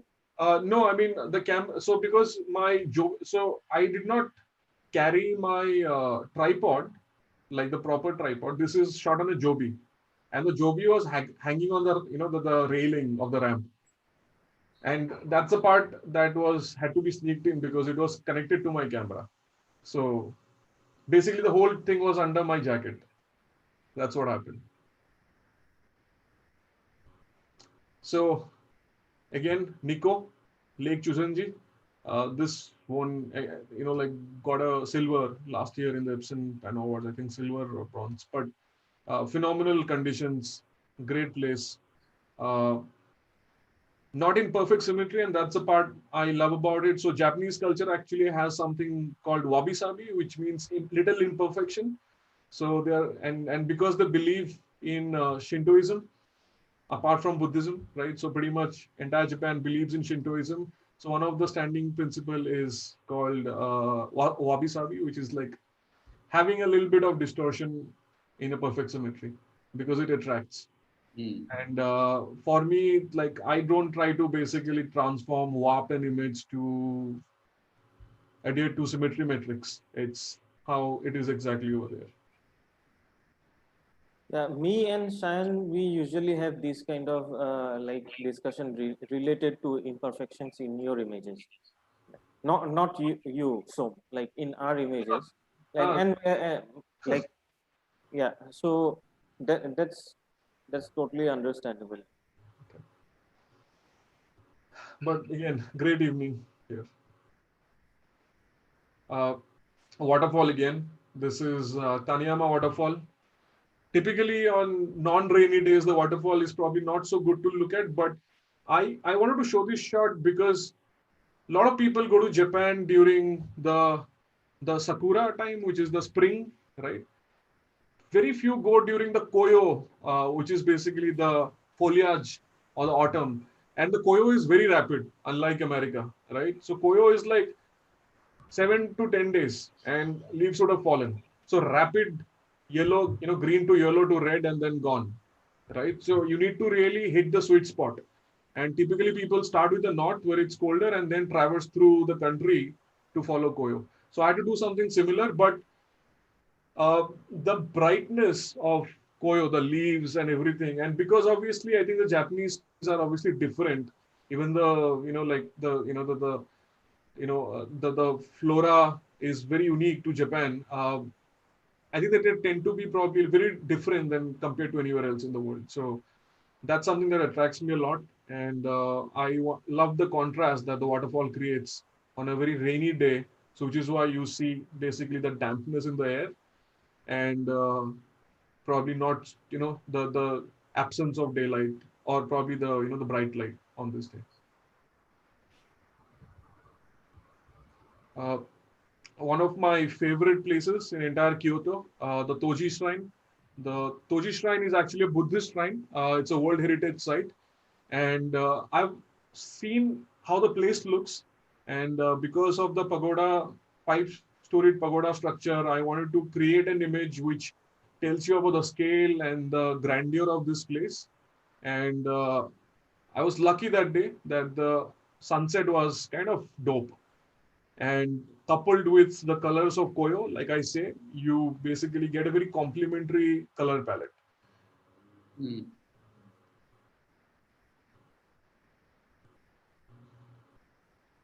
Rushing through Japanese seascapes are also phenomenal. This is not too far from Tokyo, because Tokyo has a very artificial harbor. It does not have really, the Rainbow Bridge and all that stuff is like pretty much that whole section is artificial. This is probably one of the most interesting sea stacks close to Tokyo. This is probably 1.5 hour, 2 hours from Tokyo, and Kanagawa Prefecture, and it's called Tateshi Park. So pretty amazing place. I was the only one over here, so the whole place was to myself.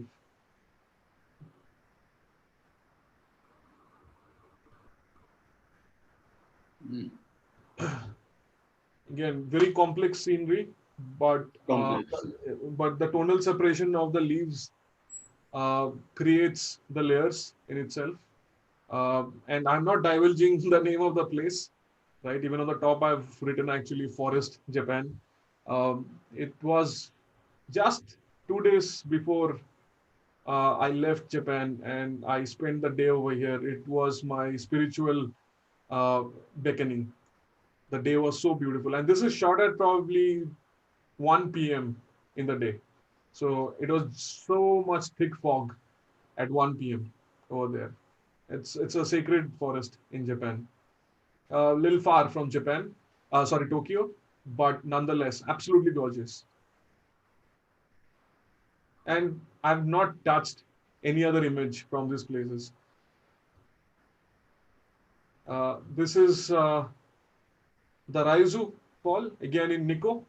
Like I said, when I saw when you saw Raizu Fall, two things have probably pop up in your head. Number one, it would not be true. How can you get red and green and white in a single image? That's the first thing. And second, oh my God, getting to this spot it's like Holy Grail, right? Even if it exists, you would have to go through probably 7 gates of hell to reach here, right? So I was like prepared, armed, and then, like ready with basically all the protein shakes in the world to get to this place, and with my friend and Jazz. So I met Jazz, and then I told Jazz, let's go to Raizu Falls. And Jazz is like, yeah, that's a great spot. And I said, okay, fine. And he's fit as a stud.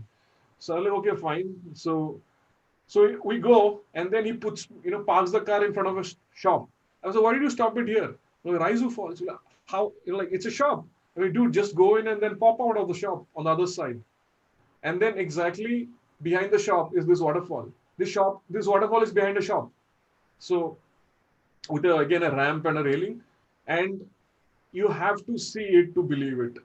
Reds, greens, I don't know what kind of basically trees these are, and then who obviously looks like a forest. Nobody really handcrafted the forest, but unbelievable colors, absolutely unbelievable. Really unbelievable.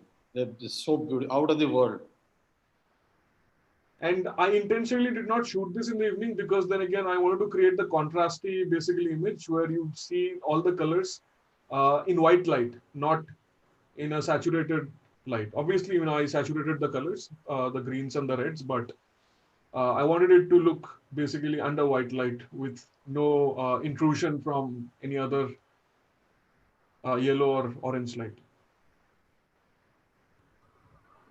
Okay, this is Auckland. This is from 2016 on my old camera, and I told you that I only shot long exposures back then. So it's here because we are traversing west to we're again basically we started with east and then we went to west and then basically now circling. So Auckland is right after Japan in terms of longitude, or probably around the same. So it's there. 2016, mind you, long exposures only, right? Didn't know any better, right? And no tripod also. Camera is on a rock, right? Open for 30 seconds because that's you can't shoot more than that, right? Because I only knew auto mode after that. So this is crazy, man. yeah. But yeah, great colors. Great colors. Great colors. Great colors.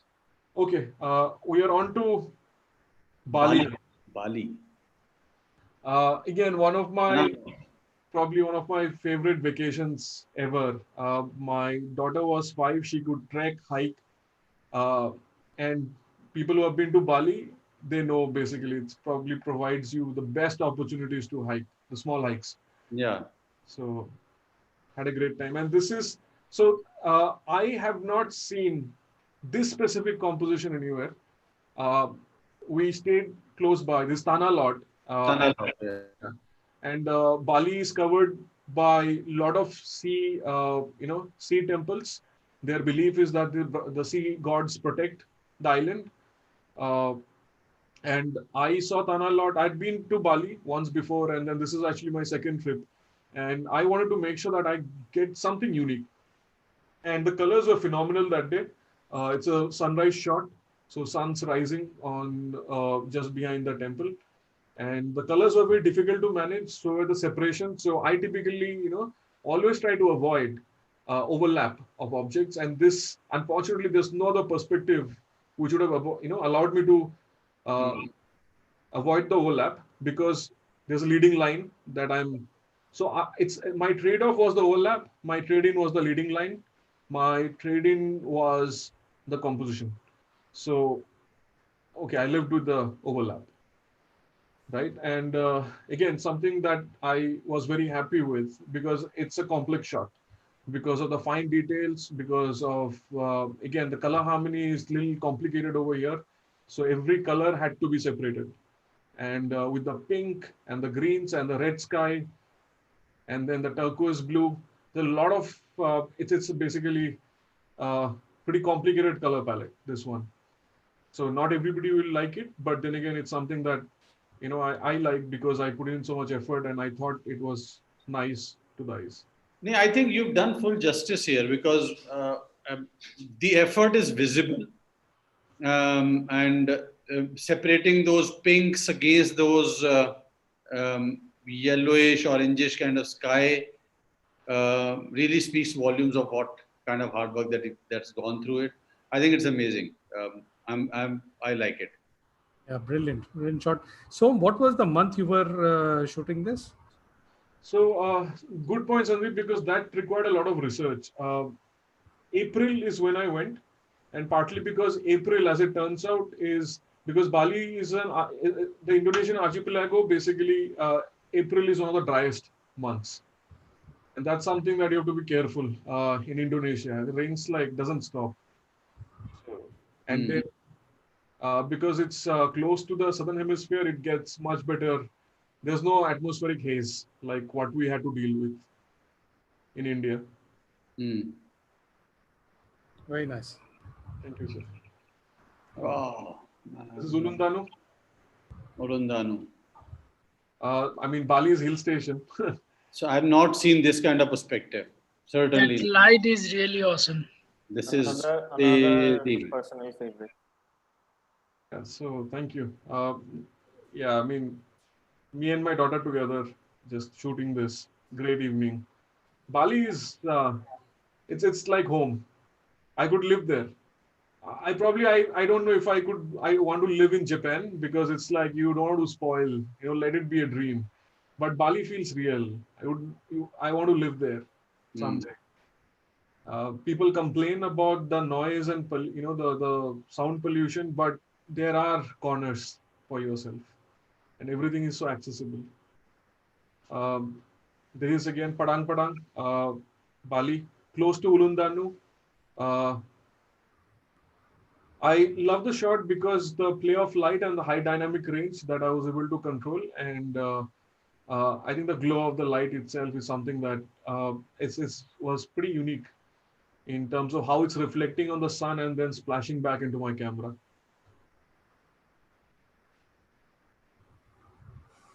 Just moving on. So again, a secret waterfall. I've not given up the location for this. But people already know about it. Yeah, Some people do. At least they can't blame me, because I told my friend in Bali that I won't give up the location because he was unhappy that something as beautiful as this was overrun by tourists. So I made a promise and trying to stick to it. But haven't seen anything like this anywhere. Like 1,000 waterfalls, and it's not like super big and all. So creating this perspective was easy. Like we had foreground elements, and obviously these are garden. It's kind of the trees on the right that you see, the red ones.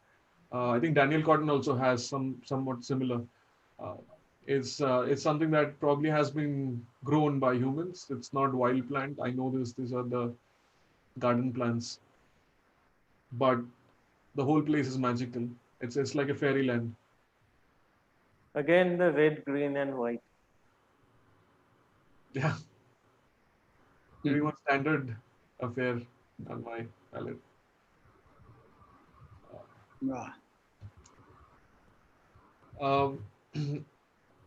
Juan Pablo had been to Bali and he had showed me one similar image. Obviously, he's just like way better, right? So this is like just a small figment of my attempt. But I had this in my mind. Like, talk about pre-visualization, I had this in mind, but creating it proved to be much more challenging. So if people have been to this place, and again, I'm not divulging what exactly is the name of the beach because it's a secluded beach. And it's difficult to reach here. Very, very difficult. I've been there. It's very difficult to come here. Right. Even if you go, even if you find that out where it is still difficult. True. Very true. And yeah, I mean, it's a tough hike So I had found a place to stay here, which nobody still knows about. I made a special contract with a person, and he said okay, and then he let me stay at his place, and my whole family. So we wanted we wanted this beach to ourselves for 2 days. That's what we wanted. Wow. And we stayed here for 2 nights. And it was probably one of the most phenomenal. And mind you, this was like a jungle hut with basically, sleeping on leaves. And this is my family vacation. So me and my daughter are we're brainwashed each other to live in those kind of conditions. So we did not have any problem. So this is shot in the morning with the sun rising. But to find this foreground, I had to basically walk into the sea several times. Getting the foreground is very difficult, and especially the coral that you see, this formation which forms kind of a leading line, getting into the arch, right? And it's not easy even to walk, and it's difficult actually. This place is difficult to shoot. Yeah, and very complex. But again, I think one of my favorite shots and then obviously the experience of staying there 2 nights, kind of. I can understand. So you have mentioned that you don't know how to drive. So I offer you my driving services next time when you are on your world tour. वो मैं contract पहले कर चुका हूँ उसके साथ sign. नहीं जसी जी आप नहीं कर सकते हो. मुझे पता था भांजी मारोगे तो आपको एक्सप्लोरिंग लाइट में घुसाने से पहले कर चुका था मैं. लेकिन आप लोगों को तो बोला ही नहीं मैंने कि मेरे को स्कूटी आती है मुझे. Good one, man. आप चलाना अपनी गाड़ी. Anyway, no, of course. I think the company is more important. So, ये था Bali. Next, Southeast में, we'll go to Cambodia, which actually I visited in 2017. Bali happened in 2019, so probably, I mean, I knew how to shoot. My Photoshop skills and all that were kind of in place. Like whatever maturity I've attained, I had it back then. Now this is Cambodia, and this is a gorgeous place in Cambodia called Kulin National Park. Cambodia has a deep. Obviously, Cambodia was part of, the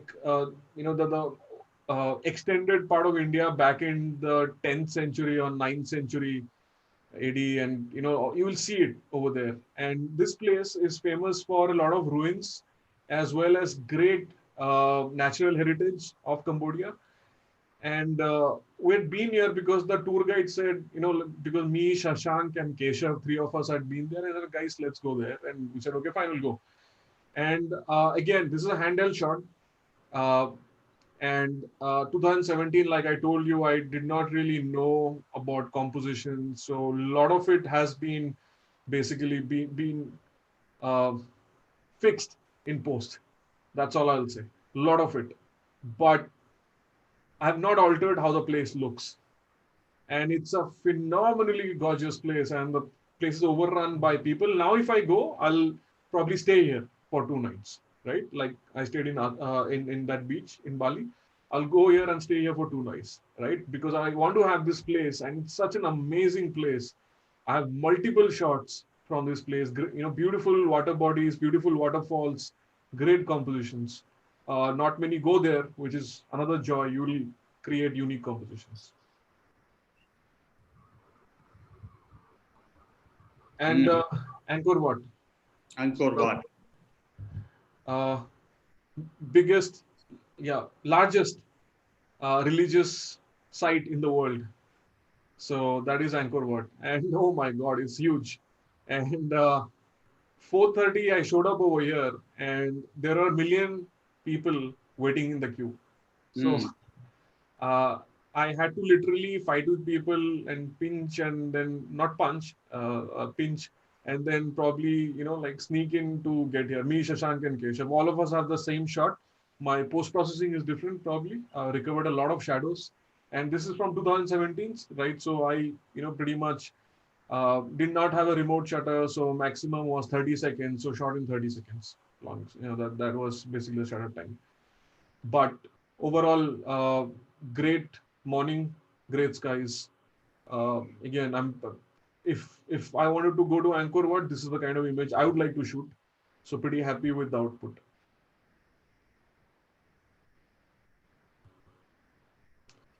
Okay, this is an interesting place, Maya Bay, which I showed initially on Facebook, overrun with human beings. That was my first trip in 2011, and I had made up my mind, I have to get here someday, and I have to shoot this place all by myself with nobody else. Now, the problem with Maya Bay, if people have been there in Thailand, I think everybody has been to Thailand, but if you've been to Phi Phi Leh, so there are 2 basically islands, Phi Phi Leh and Phi Phi Don, close to Phuket. You take the ferry, go to Phi Phi Don, and from Phi Phi Don, you can go to Phi Phi Leh, which is like a speedboat or anything. So that's how it typically works, right? The problem with Phi Phi Leh, which is this island that you're looking at, right, is that it's a national park and gets closed at 6 p.m. So, and sunset is at 6:30 because it's like a tropical land. So there's no way you can stay back to shoot this. What do you do? And thus began my research in 2017. And like all of us, like friends wanted to, I said, okay, let's go to Thailand and Cambodia. And then somehow, I don't know why, but all the boys somehow said that we want to go to Thailand. So I don't know yet why was that, but somehow men like Thailand, I guess. So we know. No worries. I don't know. So Prakash, maybe you can. No, I've never been to there, but I know. Oh, that's what you tell your wife. Okay. Good one, man. So So anyway, so basically, but then again, little that they know that people like Shashank, me, and Keshav, all we want to do was shoot over there. So we decided to go, and then we began some research. So turns out there was one licensed, company which offered sunset trips to this island. Only one in the world. And what they did was, because if you go here for sunset, the problem is by the time you hit Phuket, it would be too late. And these are not like luxury cruisers, which are luxury, basically yachts which will be able to survive the choppy waters. What they do, those guys, after they have basically taken you around from Fifi Dawn, they let you sleep on the boat itself. So you're in the middle of the ocean, sleeping on the boat whole night, partying, drinking, and all that. So I'm like, ठीक है, photography के लिए ये भी जहर P जाएंगे हम लोग, दारू पिएंगे हम लोग, right? So I mean, actually, all the boys were very happy to do that. सही है, खाली फोटोग्राफी पे डाल दो, हाँ? So, and then we opted for that, and the problem was, so like just before sunset, they dropped us to a place, and then we carried our camera gear in a waterproof bag. We shot. I made this shot, and the shot was horrible, by the way. What you're seeing is basically almost 4 hours of post processing, 4 or 5 hours. It is a disaster, this shot, I'm telling you, right? So like Thailand government would have basically, made me basically in the fraud list if they saw that photo. But so they dropped us here, and then we came photo khicha, and then basically now we had to go back to the ship or the boat. Now the problem was, basically they dropped us here, what you're seeing it, like this is the beach where they dropped in the boat. Suddenly they tell you, like, we can't come here because of the rocks and the waters have become choppy. So what they did, this on the left that you see, this big monolith, they took the boat here, and somewhere this ridge that you're seeing, similar ridge exists over here also. And they said, come down from there, swim for 100 meters and come to our boat. And I was like, seriously, Abby, like, just like as if we're Michael Phelps. Anyway, so like, and a lot of people were like, yeah, I think this time has come where we commit suicide probably. And so people are basically reached that point, like, this is the end of life, right? Because getting down from there, swimming choppy waters, is not a joke. And that's exactly what we did. Couple of friends, and I don't want to take their names, I don't know if they're watching, they literally died.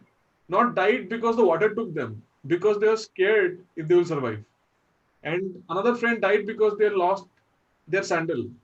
So, and we survived all those odds, and, basically somehow reached the boat.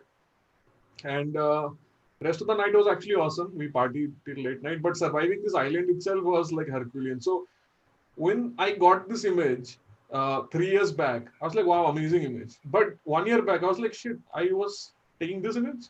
So I had to spend 4 or 5 hours to basically fix this image.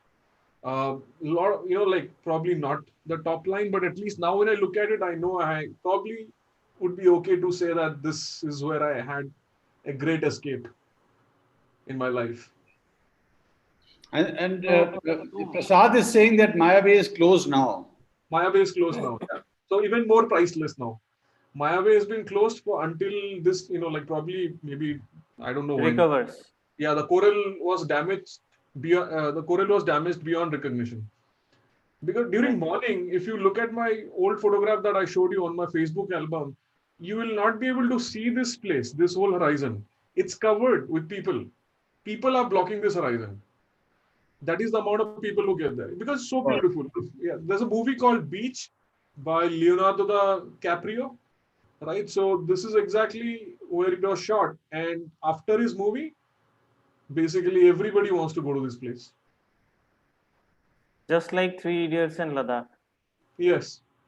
And that story aside, for someone like me who does not know how to swim, what would you suggest in this place?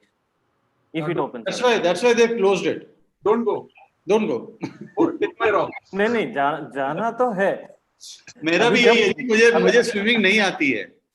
अभी अभी जब खुलेगा तब क्या करेंगे? Yeah, तब क्या suggest करोगे? Few of my friends did not know swimming. वो आते हैं ना, रात बिताए आर्म उधर बैंड्स आते हैं, आर्म बैंड्स। हाँ, आर्म बैंड्स नहीं, हिमाद्री के लिए तो I think full life jacket चाहिए होगा, बट अरे रात बिता उधर ही कैंप फायर लगा के। नहीं, रात बिताएंगे, पहले जाना पड़ेगा ना वहाँ पे। करेक्ट टेक्निकल क्वेश्चन है भाई। So you can go. I mean, to be honest, two of my friends did not know how to swim, but they had the life jackets, they were given the ropes, and then you can pray as much as you want. That's good one. नहीं, Pray उतना as much as you want. नहीं, उतना काफी है, मैं तो pray भी नहीं करने वाला। That is enough. Yeah, and coming to Sri Lanka, this is Galle. Again, like beautiful place. Yeah, just an amazing place, Galle. I loved staying here from 2018. I would probably redo the whole photo, but then again, it was an amazing morning. So stormy weather, but sun coming through, long exposure. And I mean, it's actually like a mechanical long exposure. It's not like a Photoshop long exposure, as you can see with the coconut leaves over here, coconut tree leaves.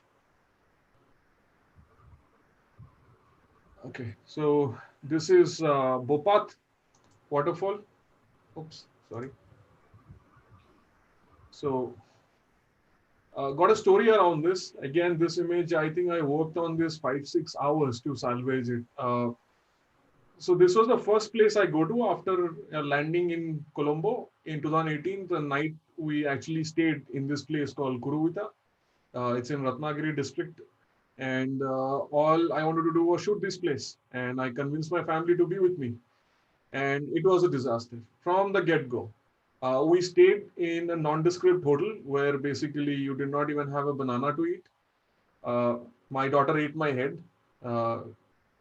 Congrats to her.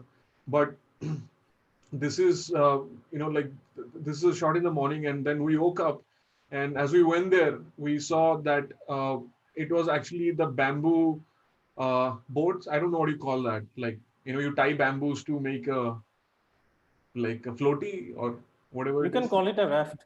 Raft, yes, yes, it's a raft, and you have to take that and. You have two options. Either you could row it yourself or hire somebody with probably 2,000 Sri Lankan rupees to kind of basically row it.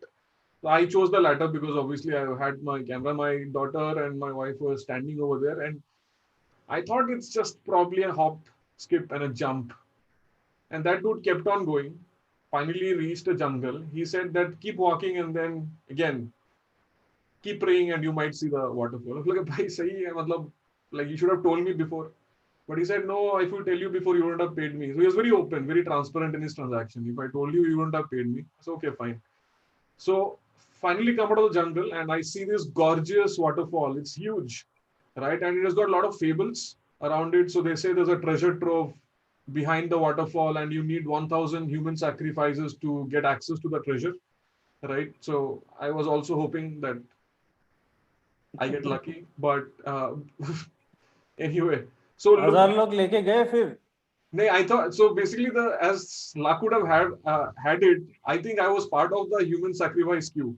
So the moment I get here, I slipped. I lost my basically chunk of my knee over here, like the flesh. I could see it floating in the water. I skipped and the stone pierced it, and I was trying to balance with my tripod. My tripod broke. So I said, okay, fine, I'll still go. The tripod broke. There's no way I could shoot it. And this place where I shot this from, probably the only perspective to shoot this like this is probably around 30 meters into the river.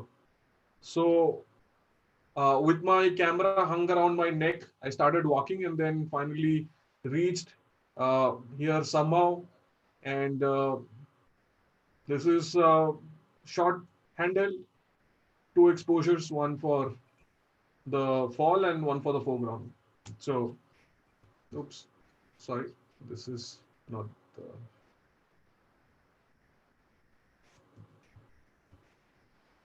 So this is the Bopat waterfall. Absolutely amazing. And people wouldn't like. I told the hotel manager that I've been here, and he said, "How did you even get there? It's raining and so flooded." And I said, I actually braved it. I was very brave around getting to this spot.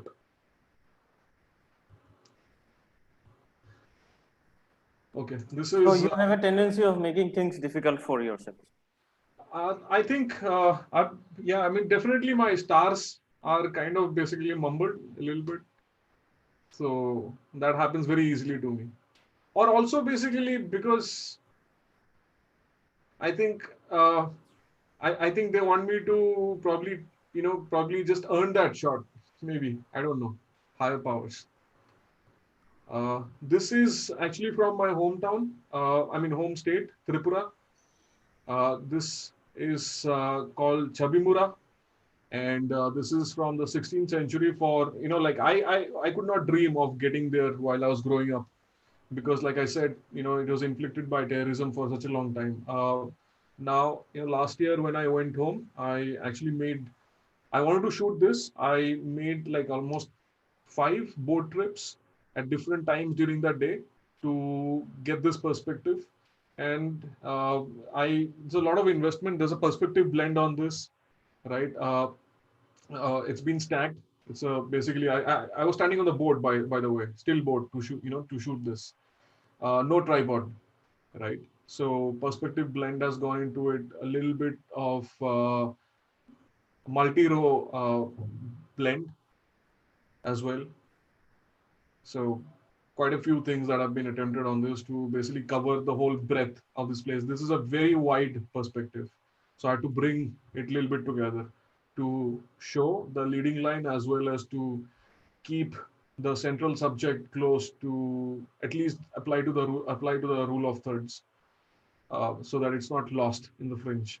And that's Durga, which was carved out in the 17th century. So quite a feat, and people still don't know how they did it, but it's a big attraction. Yeah, Tripura also has a few other locations like this. Yeah, I mean, not as much as probably other 7, states in the Northeast, Tripura that way, because it's mostly a valley with no high points. But I think some of the architectural work, because it was such a famous dynasty, and then they left behind a lot of good architectural pieces, including the main palace in Agartala, which is the seat of parliament now. Okay, moving on. Also gives you a sense of the place. Yes, the scale. The scale is scale is quite huge of this place, and they call it the Amazon of East. So it's that big. Obviously not as big as Amazonian basin, but it's pretty big. It's pretty big. So this is from Meghalaya, Garden of Caves. I think Himadri showed like at least 2 shots from this place. Mine is a much more close perspective. Again, something that I'm very happy with, because this is the light was a little unique. If you see on the top of the waterfall, just rubbing it and then splitting, right. It was a nice kind of outcome that day, though it was quite rainy. Even though it was rainy during the normal rainy season, there is a huge volume of water coming in. So if you are standing at this point, then the hole behind it is impossible to see it because of the volume of water. Right. So because it was the lean season, Correct. and the rains during the lean season, it helps create a different atmosphere and a different look to the waterfalls out there. And yeah, the biggest outcome was the no leeches, because it was October. No. Most of the locations in Meghalaya, especially in Sohra region, you won't find leeches, but in the Jaintia region, you'll find leeches. So throughout the year, even if you go to Sohra and other places, you're not going to find leeches there. Yeah, Dauki side, you will definitely get. It's a lot lower, right? Right. This is Naukalikai. I think you have a story associated with this image. Yes. Tell us about it. So Naukalikai, the story is, it's a little eerie that my whole family were waiting there. We waited for around 3 hours since morning. It was a very murky day, and I could not see Nokkalikai. 3 hours, my daughter was extremely frustrated, and I was like, Nokkalikai is something like it's a star attraction. I want to be there. Uh, but 3 hours had passed, and then like we wanted to eat something, and then we asked the guy who was serving Maggie over there, like, can you please tell us what the story is? Like, why is it called Nokkalikai? Like, tell us something about the place. And he told us, there's an agonizing story around it, right? So, Likai is basically the name of the woman, and Nokkalikai means the jump of Likai, right? So, she committed suicide. That's basically the mythology associated or the fable associated with this place, the lore, uh, and why did she did it? I don't want to get into it, but then again, at least there's a lot of agony behind the story, and you can look it up, Nokkalikai, right? Why is it called Nokkalikai? And I was like heart wrenched when I heard it. Surprisingly, we had just given up and we thought to leave, and very ironically, and like you feel a little eerie that you just listened to the story, you're about to leave because you're kind of hurt it, and you look one last glance and you see the cloud moving, and then this whole beautiful fall taking shape in front of your eyes. uh, and again, the composition itself, I've kept it a little bit different. It's a close up from a long lens. It's very far. Generally, you'll see the wide view of it. But I somehow, basically, the story left such an impression in my mind that I wanted to get something which was intimate and showed you how this place looked. And somehow, I look at the waterfall and still get an eerie feel. Feels like a trail of hair shivering through the mouth. So anyway, there's an endless way to look at it, but yes, that's the story. Regarding me, like it was probably on the 7th or the 8th attempt that I saw Nokalika actually. So it took me 7 to 8 attempts. Like you keep on waiting there, it won't open up. It partly had to do with me not knowing about the weather and how the weather like works out there at that point of time. But eventually I got a hang, and now I can say like we could go at a time when it will surely open up.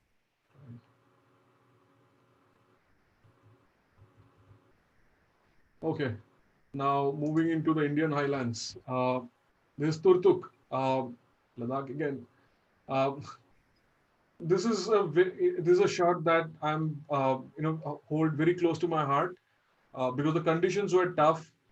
That day it was raining. Getting to this place itself is not easy, though you're surrounded by people around you, but getting down here requires a lot of maneuvering. And this perspective was something that really stood out because you see the bridge in the mid-ground and you can go up. I have shots like a little closer also to the bridge, but the scale is what you can find out. Like the mountains are pretty big, and the flow, the drop in the ocean. So the composition, like something that I really loved. So if you see the foreground flow, the color as well as the form of water is something that I loved, as well as the contrast that the rocks are creating. And obviously breaking into my favorite color, green, and the light obviously is a central piece of the composition. So from a composition standpoint, I love this, and also the colors of the rocks. Obviously, you can create better ones over here, but that's one reason I like daylight shots, is that you can admire every nook and corner of the image without basically getting lost for details.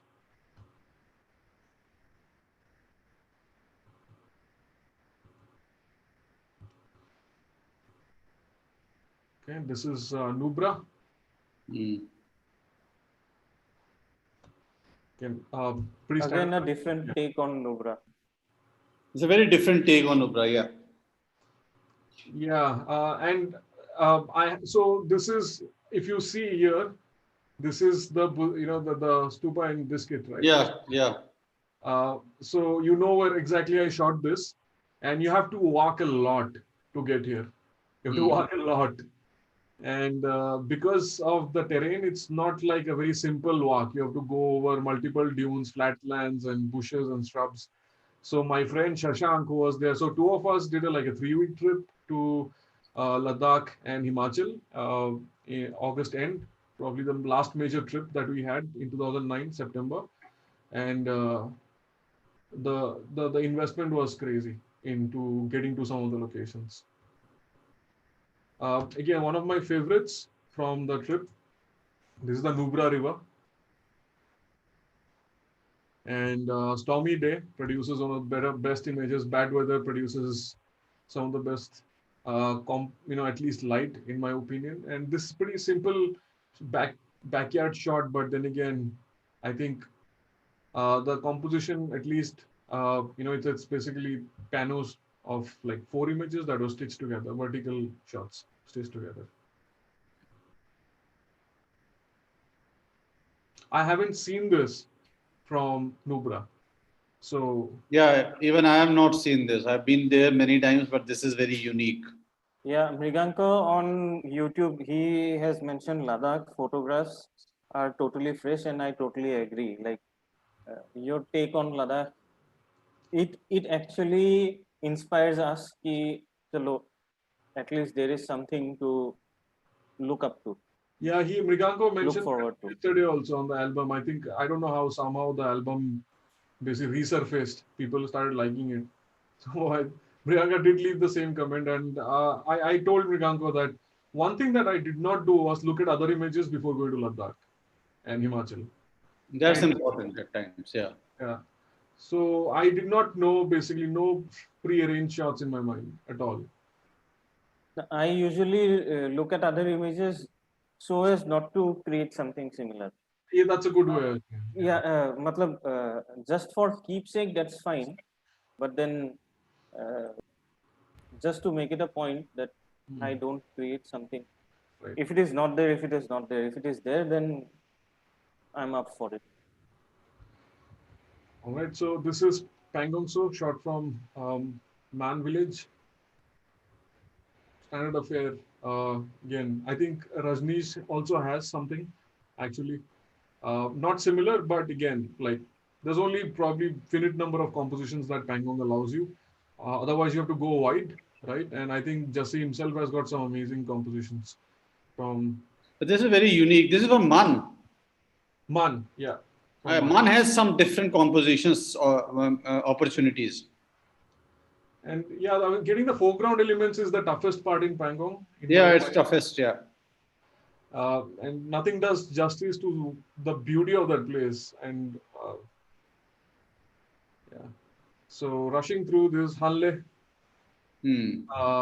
Again, I've not seen something like this. And for this, I had to walk a lot and through whatnot.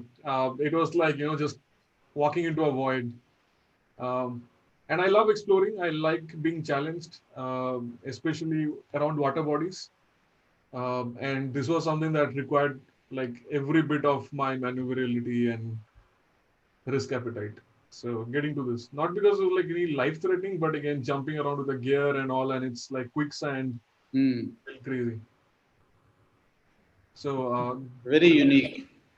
Love this. Moving on. Well, so this is my favorite shot. One more. Halle Monastery. Again, time blend composite. So sky shot later in the night, and the monastery shot a lot earlier. I mean, obviously the foreground and the midground, everything is in focus, and I think. So couple of things, obviously, I think even Atanu and Prakash, who actually specialize in astro, they also told me is that temperature of the Milky Way is definitely on the higher side. I mean, obviously, I'm not a Milky Way expert, but then again, I know I've seen shots which probably are at lower temperatures. But somehow I remember there was a bias when I was creating this image to make sure that I do not remove all the noise from the Milky Way, because night skies are supposed to be not clear, and B, the temperature, probably I went very subconsciously. This was not something I analyzed and calculated, because I wanted people to feel the desert. It's a high altitude desert, and somehow when it's warm, and deserts you associate with basically warmth and very unfriendly kind of environment, and that probably would have played. So if I do it now, obviously I would pay heed to their feedback and try to basically, and I'll probably think of other ways to probably showcase the rigidity of the environs over there. But yes, this was another one that went viral. Probably like multiple forums picked it up. I haven't submitted this for any award, but I think yeah, I think apart from this UC one that with the purple sky, this is probably another one which really went like amok on social media. I love it the way it is. Yeah, and yeah, that's great to know because retouching it would take a lot of time. So Also, like, did you stack the sky, or was it a single shot, or what? What was single exposure, single exposure. Applied 500 rule. That's it. 20. Yeah, 20 seconds. Okay, one of my favorite places from Himachal.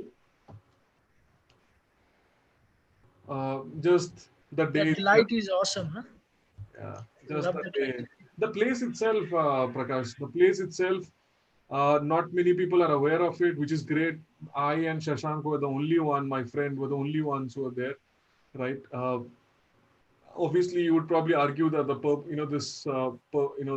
orange red is kind of basically hitting into your eyes, but that's exactly how it was. I could have subdued it, No, but that's natural. There is no point arguing on that. It's natural. It's it is not. natural. Yeah, And exactly. I undersaturated that because I did not want that to steal the thunder. But the place itself is absolutely gorgeous. I've got so many compositions from this place. It's called Ratcham, not too far away from Sangla, right, Himachal. And it's just gorgeous. Just gorgeous. Wildflower. I've got so many compositions from the same place. Absolutely gorgeous. My background as well. Okay. Ah, yes, same image. You need to show us the other images also. I haven't seen it. Which one? Same place. You said you have many compositions. No? If Oh, you edit it, show us. yeah. I mean, I've got backlog that will live for 10 years. It's it's impossible. How do you travel so much when you are so busy? Seriously. Precisely my thought now. Yeah, it's like So this gives me That the also lasts 3 years, something like that. Yeah, 3 years. It gives me the moral high ground to take my leaves, right? Working so hard. That's part of the technique. So work hard and then We need to sit down on that lead thing. Also, when you look at this image constantly, that little touch of brown or red or whatever color you call it, it adds so much to this image. thankfully it's part of the leading line, right? So it comes here and then basically this is where it hits, and then it's the light that takes over. So yeah, I mean, it's okay. Yeah, I think you can live with it. It was not like an evil red spot, thankfully. I think it adds to the composition. Thank you, sir. If that color had not been there, then I think the leading line would not have straight away led to the lights. To It's a highlight good on. transition point in the mid-ground. I think it's an important element in this image. Right.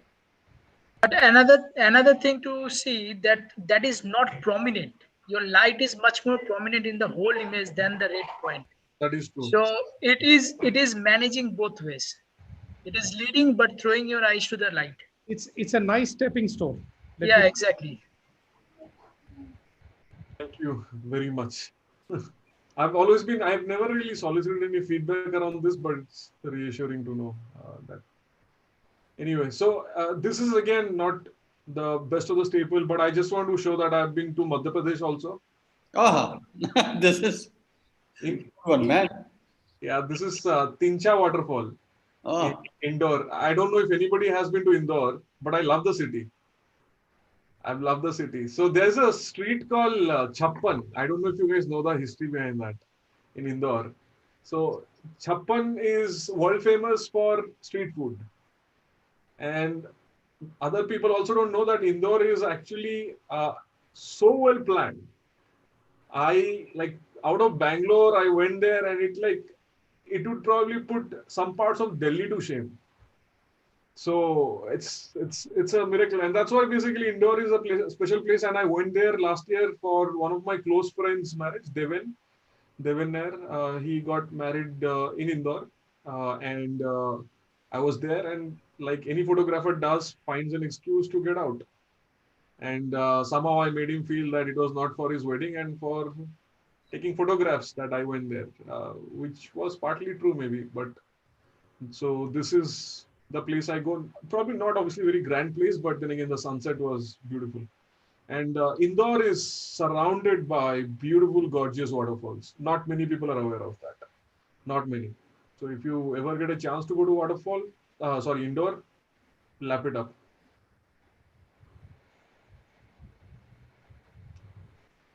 Simple shot that that I was very happy with. Again, this is in Yercaud. Yercaud is in Tamil Nadu, hill station. It's called Queen of the Hill Station.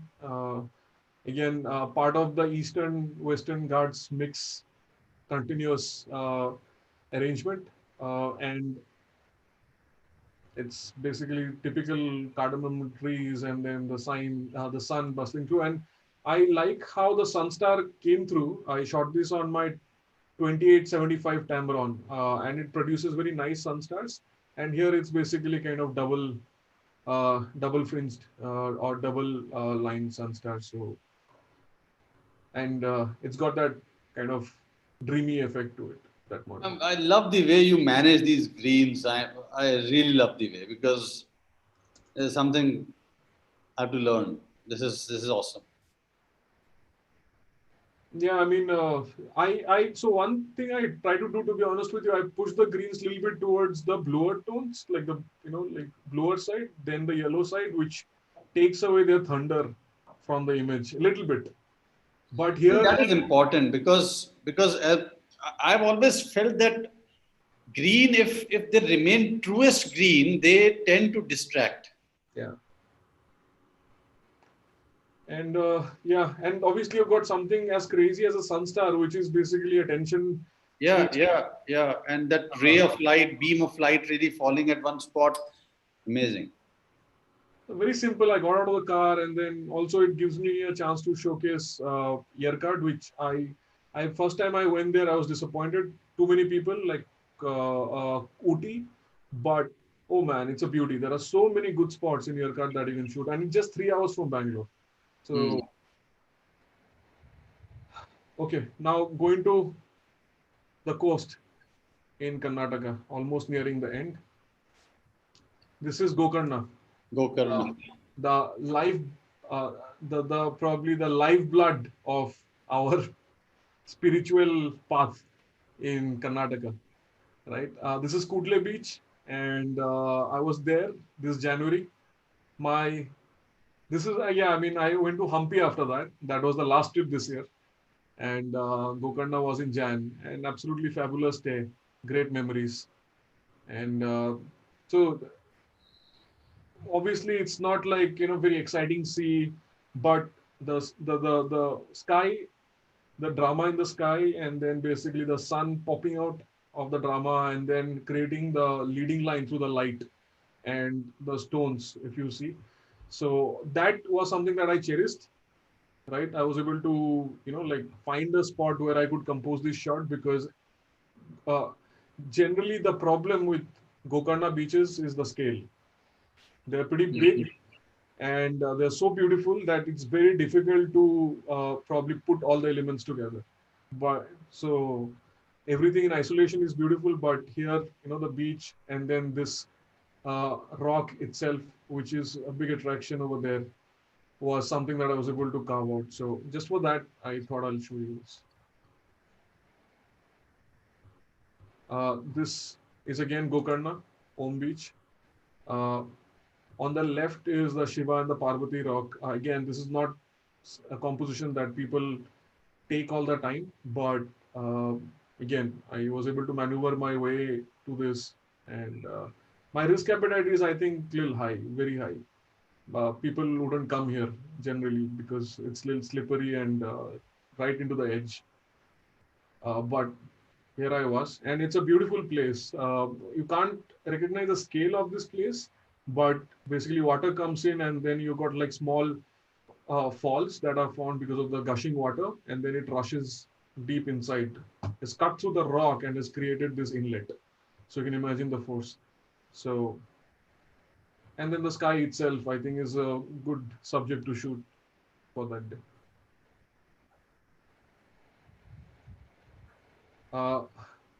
One of my favorites from Hampi, again, little unique, and this is Hampi. Very unique. The grandness of the place.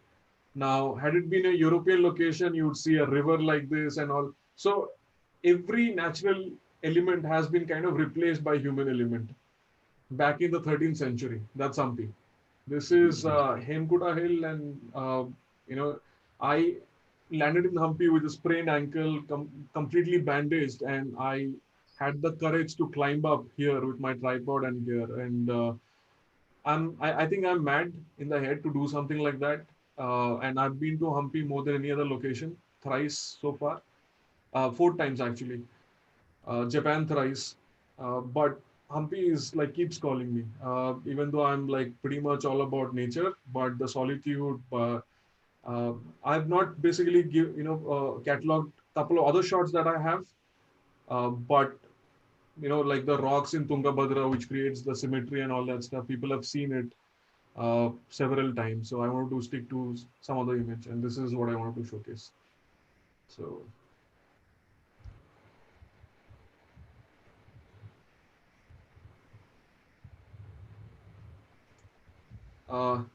This is another image which basically got featured, picked up by a lot of outlets, online social outlets, social media outlets in Karnataka as well. This is the Vijaya Vittala temple, the kind of the crowning jewel of Hampi in terms of architecture.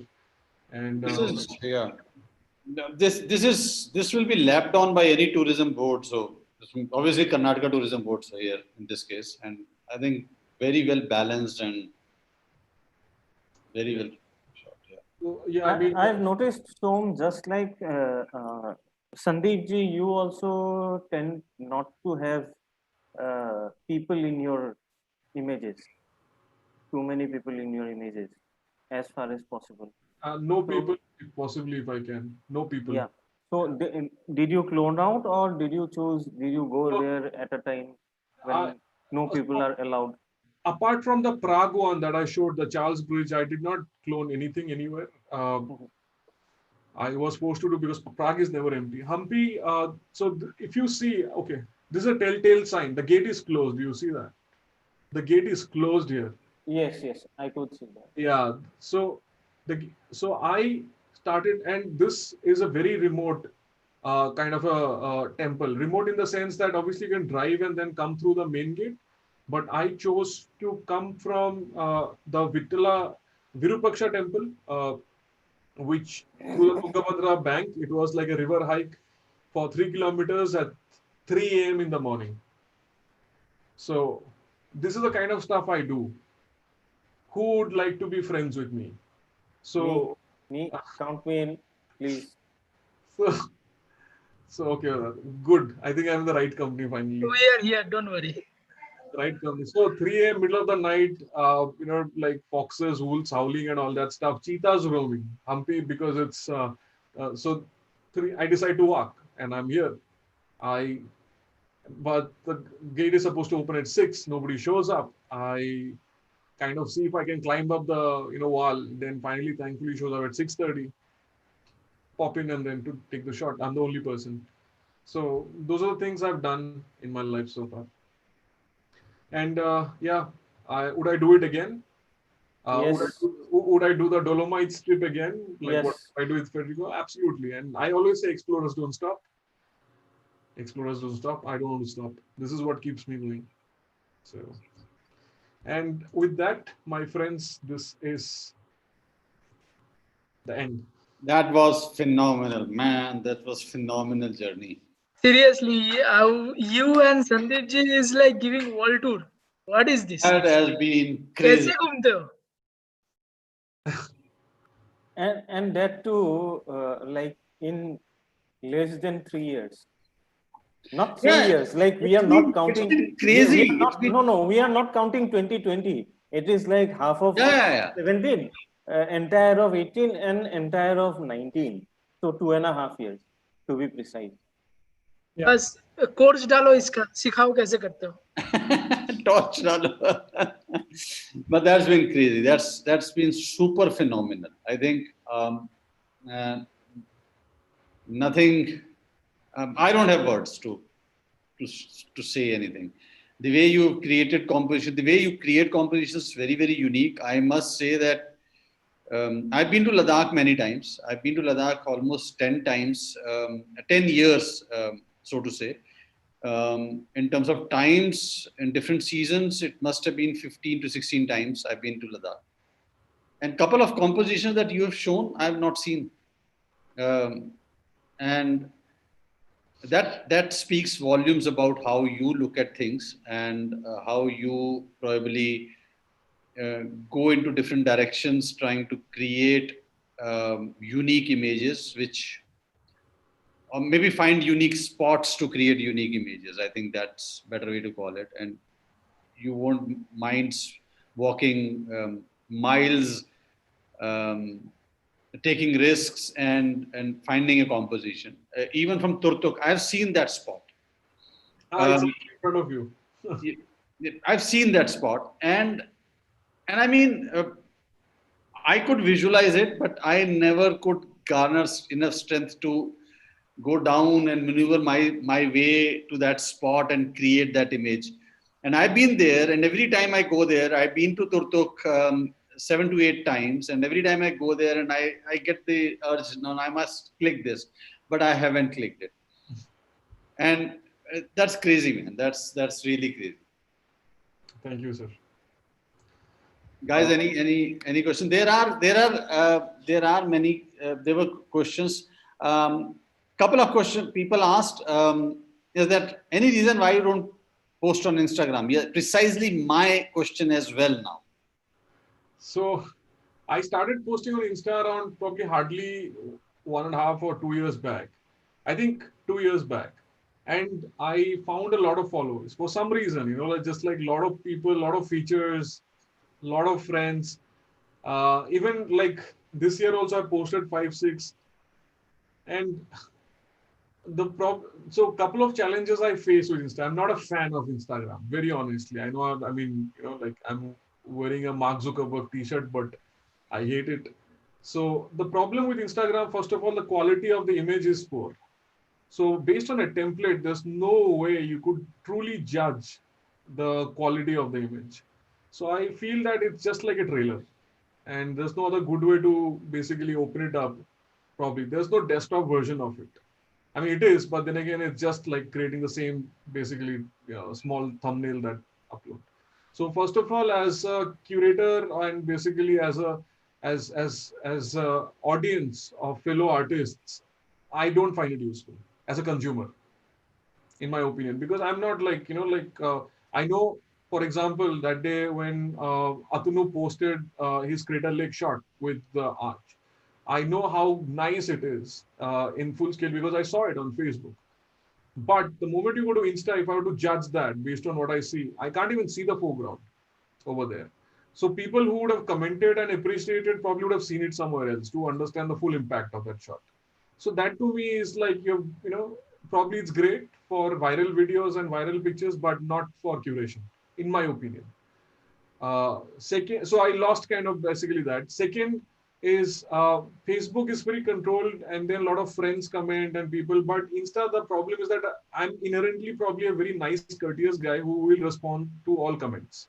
Not just, okay, thanks guys, get off. So I try to like comment to everybody and I find it like have 50% of the people I don't know, honestly, right? And I don't even know who I'm engaging with. On Insta, everybody name changes. That's yeah, name changes and all that stuff. So it's just became a little bit, too much to invest into, too much for too less. So obviously it's great to, like if you want to brag, I think it's great. But if you're doing art for yourself, which I think I am, with no other purpose, probably, it becomes too much to catering. That's why I removed all my old pictures also, because I think I compromised on quality, because I want to keep the followers and the likes and all that stuff. I compromised a lot. So one fine day I woke up and removed everything. So I think I've got 6-7 images and one image of me, so that my mom knows that's my profile. So, so otherwise, yeah, it's just too much investment, too much. Yeah, good. There was one question from Karishma Mishra. So great clicks. Curious to understand if you research the spots you intend to click in advance or stumble upon them during your travels. I do put in a lot of investment because, like I said, because I don't drive, I need to stay close to a hotel, close to that place. So research to karna hi hai. So that happens quite a lot. And I study. I study about cultures and cities. I have deep interest in geopolitics. I have deep interest in anthropology. I have deep interest in science and physics. So a lot of things, like I know probably where the LIGO is located. So that automatically pushes you to basically explore the world and find out what's happening everywhere. So I think it's less about finding, looking at a place and then finding out. For me, it's the reverse. If I want to go here, what are the good places to shoot around this place? It's the reverse for me. Typically, there are other reasons to go to a particular spot than just probably a nice, good composition. All right. So, what is the story about not driving? I mean, I think I've managed to go to very odd places, very exotic locations, just because I just hire a car and drive. And I can imagine for somebody like you who's not driving, it must be 10 times more difficult to do that. So what is the story about not driving? Okay. First of all, obviously, we did not have access to a car in Netherlands. I mean, fine, anyway, that's a bad excuse. So question is, like, you've been in Bangalore for so long, why haven't you studied or learned driving? First of all, traffic. Second, I'm a sucker for efficiency. If I see that I need to basically invest a lot of effort into something that can be outsourced to somebody else, I would do it. I would rather focus on things that I love. Outsource to me next time. Somebody better. That's how I put it. Driving doesn't need इतना effort कहाँ लगता है? ठीक है यार. I think what he's saying makes sense because he wants to stay focused only on photography, and driving does distract you. I must agree there. Yeah. Well, No, I disagree. It is a matter of interest. I disagree over there. I love driving. I love cars. So I love driving, and driving will take you places where a driver will not be able to take you. I love riding, by the way. I love riding because, number one, I don't have to invest so much of my mind space and, like into basically the multiple controls at a car. Number one. And the space utilization of a two-wheeler is much less. So I don't have to think about basically, blocking or basically you have to be in Bangalore to experience what I'm talking about. So, and my wife drives. So Good. I'm sorry. I still wonder, how did you travel in North America without driving at all? North America, yeah, that's a good point, Atanu. That's a good point. And Atanu getting scolded by the air hostess. That's Atanu getting caught red-handed on a plane.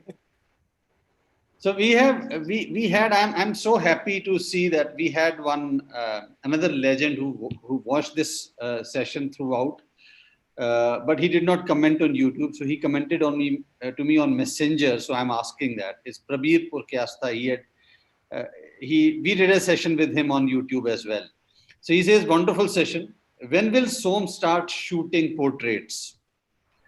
I think that he will be a great portrait photographer as well. And what about black and whites?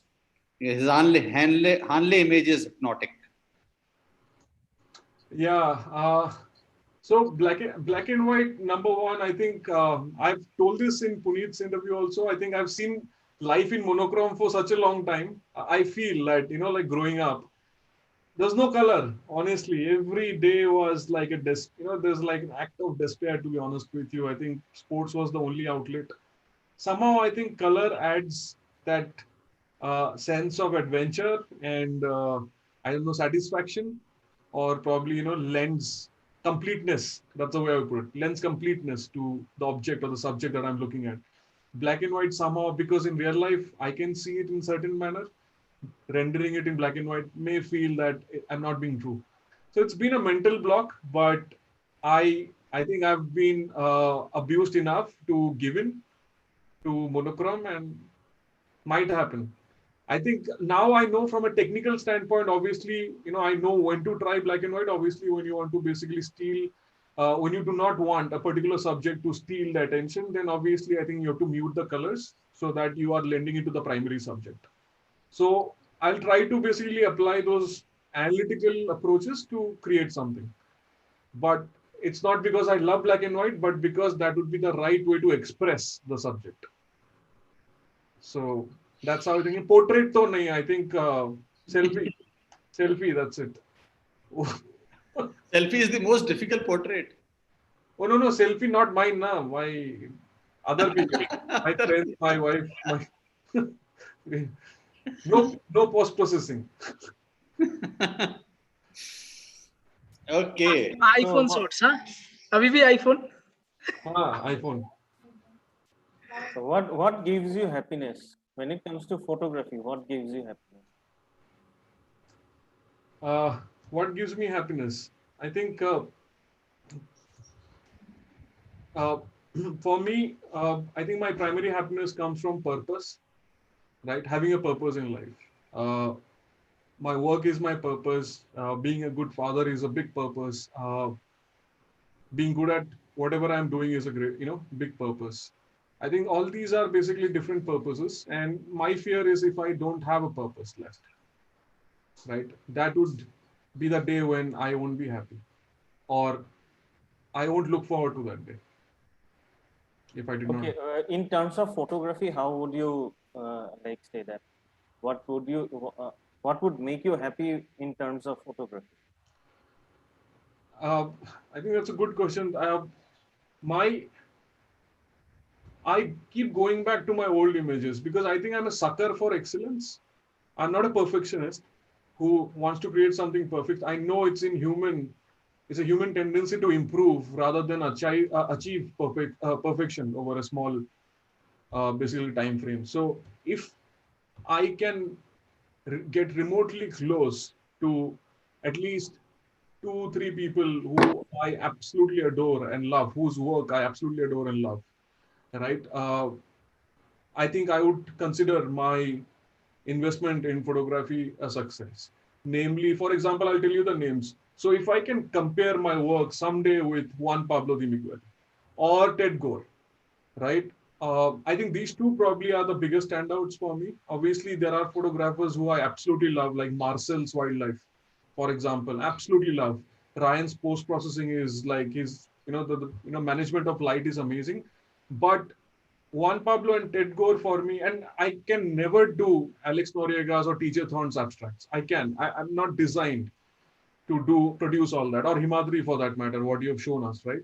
So if I can remotely even compare, if I take my photograph to one, can you please tell me how you feel? I was like, so you've finally done a good job. My blessings. So that for me would be a big, big statement. And probably, now maybe I want to try portrait. But I know, they will not say all that, because I think for me, when I look at their images, one strength, for example, is making simple look great. That is his biggest strength. Yes, I agree. Most photographers, they don't see that, like they complex scene, big, big scale, big mountains, everything is big, complicated, and then a lot of images. One, if you put him, I always say that if you could put him, for example, in Paltan Bazaar, or basically Palika Bazaar, right? And he would still come up with amazing compositions. He will render the light and all that stuff. That's his specialty. Very few people can create such impactful images out of simple frames. That is one for me. And Ted Gore, obviously, the amount of science that goes in behind his images, approach, composition, color theory. I mean, no wonder he told us that he got a little burnt out, because can you imagine the amount of investment he makes into each shot? Like his composition and post processing. It's ridiculous. It's ridiculous. Right.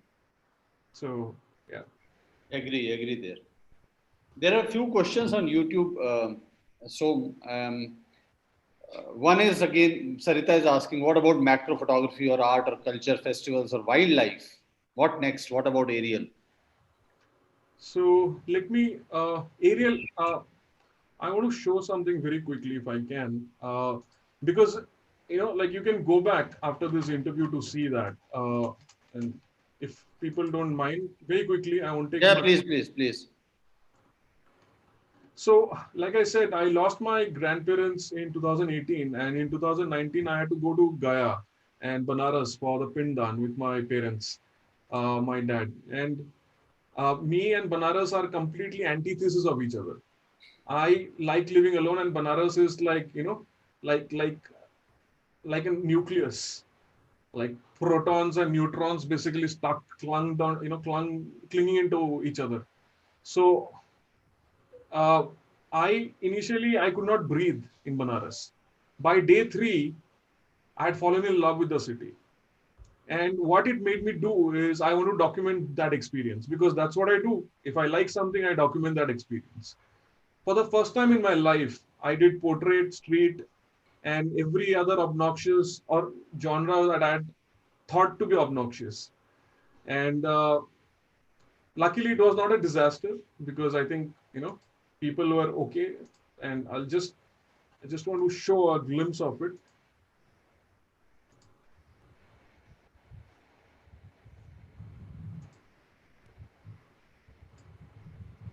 Right. So these are the images, and this is 2019. So I knew a little bit of post processing, and I had nothing. I have not seen how portraits are done, how they stand out. I had not met Jassi or Rajneesh back then, and I was able to capture some low light images.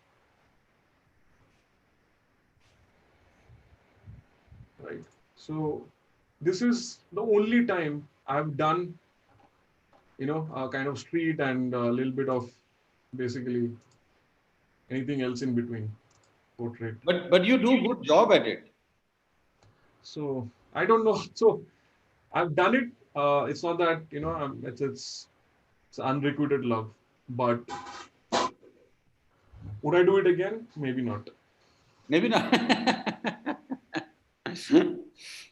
Okay. So there is this question by Sayan. Any specific reason for skipping the more popular famous places like Switzerland, Iceland, perhaps even Paris? Okay, so Paris, I've got a lot of shots. I've got a lot of shots from the the usual culprits like Amsterdam, Paris, the big cities, right? Prague itself, I think that image stood out for me. That's why I sent. I try to come up with images that are a little unique if I can, the composition really. But the problem with Paris is so difficult to come up with a unique shot in Paris. So I have got backlog of probably 1 or 2 GB, which is just shot in Paris, and nothing is unique. Same with Amsterdam, the same composition, the same canals. And obviously the city represents that. I'm just thinking probably how can I create something unique? That's all. Because I know other people have shot it better than me. Why, if I were to make Interstellar again, I would try to make it better than Chris Nolan, not the other way around. Right? So that's the simple reason. I don't want to make a mockery of myself. That's what I'm telling you. And Switzerland, somehow, I've been to Zurich, Geneva, not to the typical, basically, Zermatt and all those places, Wangfrau. But somehow, again, Yash Chopra has spoiled my Switzerland. Yash Chopra has spoiled my Switzerland. I can only picturize people running in satin saris and our Bollywood heroes running in probably shorts over there. Somehow, I don't want to do Switzerland. Somehow, it's just a mental block. Okay. So there is another question by Mr. Praveen. Is it Praveen or no? It is by Prasad. I have a doubt if waterfall follow you or if you follow waterfall. I follow waterfalls. Waterfall, I'm pretty bad target for a waterfall. So, yeah, I mean, I just find it's waterfalls depict something which is a little bit spiritual and higher meaning for me, which is cutting through obstacles with your purpose. And that's what it means to me. And the sound of water piercing through land.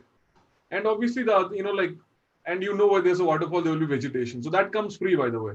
That is completely free. So that's the other part of it. Right. So everything put together, I think it's a great combination to be in. Our own Atanu, he can't speak because he's sitting in the airport right now. So he's asked a couple of questions. And I think one is, what is your influence behind using the poetic and sometimes borderline Tharurian English in all communication or posts? Tharurian. Good one. So you are the Shashi Tharoor of Xploring Light, eh? I only wish I made as much as he did. So, no, not even like Shashi Tharoor is very, very charismatic. Like all the jokes aside, he is a very charismatic guy. I'm like my motivation with English began or language began in school, and the school that we studied in was probably one of the best schools in entire probably my state.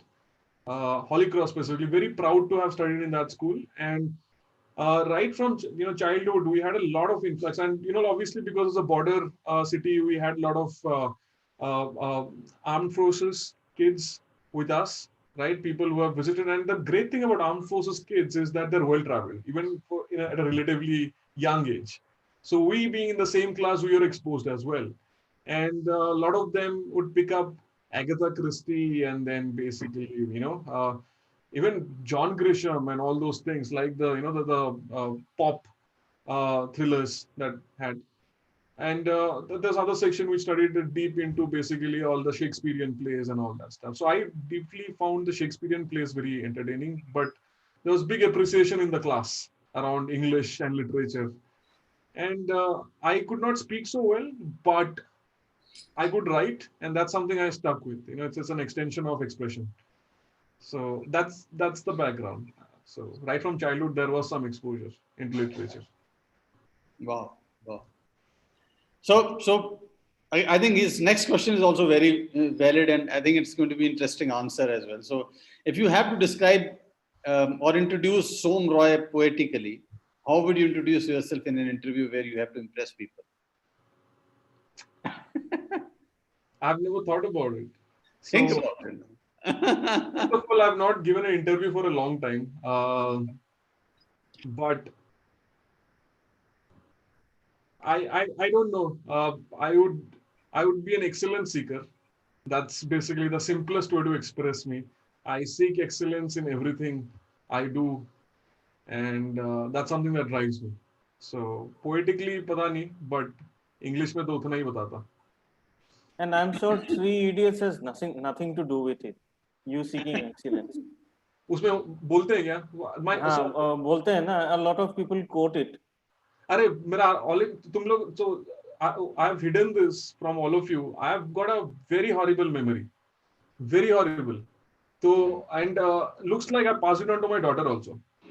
तो चलो मैं अकेला नहीं रहा family में, but I've got a horrible memory. So I need to constantly basically read stuff and then create some shortcuts in my mind to remember. And obviously the trade-off is that your logic, you become your logical articulation skills become better because your memory sucks. right? So that's another reason I cannot tell you how basically what I read, what are the English book literature books that I read in school and all that stuff. कुछ याद नहीं है, सब भूल गया हूँ मैं. Audio slave का लिरिक्स भी याद नहीं रहता यार. तो ऐसा सीन है. So what's your most respected spirit, vodka or rum? So Bangalore वाले से दारू की बात. So, obviously beer when with friends. I think that's our preferred social poison. But I think over years it's been whiskey, definitely. So I'm like a single malt guy, right? So love single malt. Good one. Good one. This is one interesting question that had come long time back in this session by S. Devnath. Being with lockdown, you must have made a detailed to do for your next visits. So let us know what's coming next. दुखती रग पे हाथ रख दिया मतलब was it necessary? So this year's cancellations include Patagonia and whatnot, Europe. So these are like the cancelled trips. So these are like, now your question, the right way to ask this, like, what has been now pushed back? What are your postponed trips? That is the appropriate question. So Patagonia, definitely number one. जब भी मौका मिले. I do want to go to New Zealand again, right? Because as you saw, long exposure shots. So New Zealand is another place I want to go to. Definitely, that's big on the agenda. Patagonia, specifically. Plus, I've reserved, and my dream destinations are actually not even these. My dream destinations, and I'm saving effort, studies, and I want to become a better photographer before I go there. Number one, the Peruvian Andes. So Cordillera Blancas is something that I want to go to. So there's a mountain range called Huayhuash, right? It's basically pristine white peaks with lakes right in front. Patagonia has become so overshot, and there's like, I'll just return back with one of the another compositions. That's it. So that's my fear. So Peruvian Andes is definitely one. Second is Raja Ampat. I don't know if many people know about it. So Raja Ampat is a set of archipelago in Indonesia, close to Makassar. You have to see it to believe it, how it looks, right? Very famous for its coral reefs as well. Probably the biggest concentration of coral reef in the world, and also the sea life. So great for undersea photography as well, but not my thing. And number three, I want to keep going to Hampi to produce or capture the place as it truly is.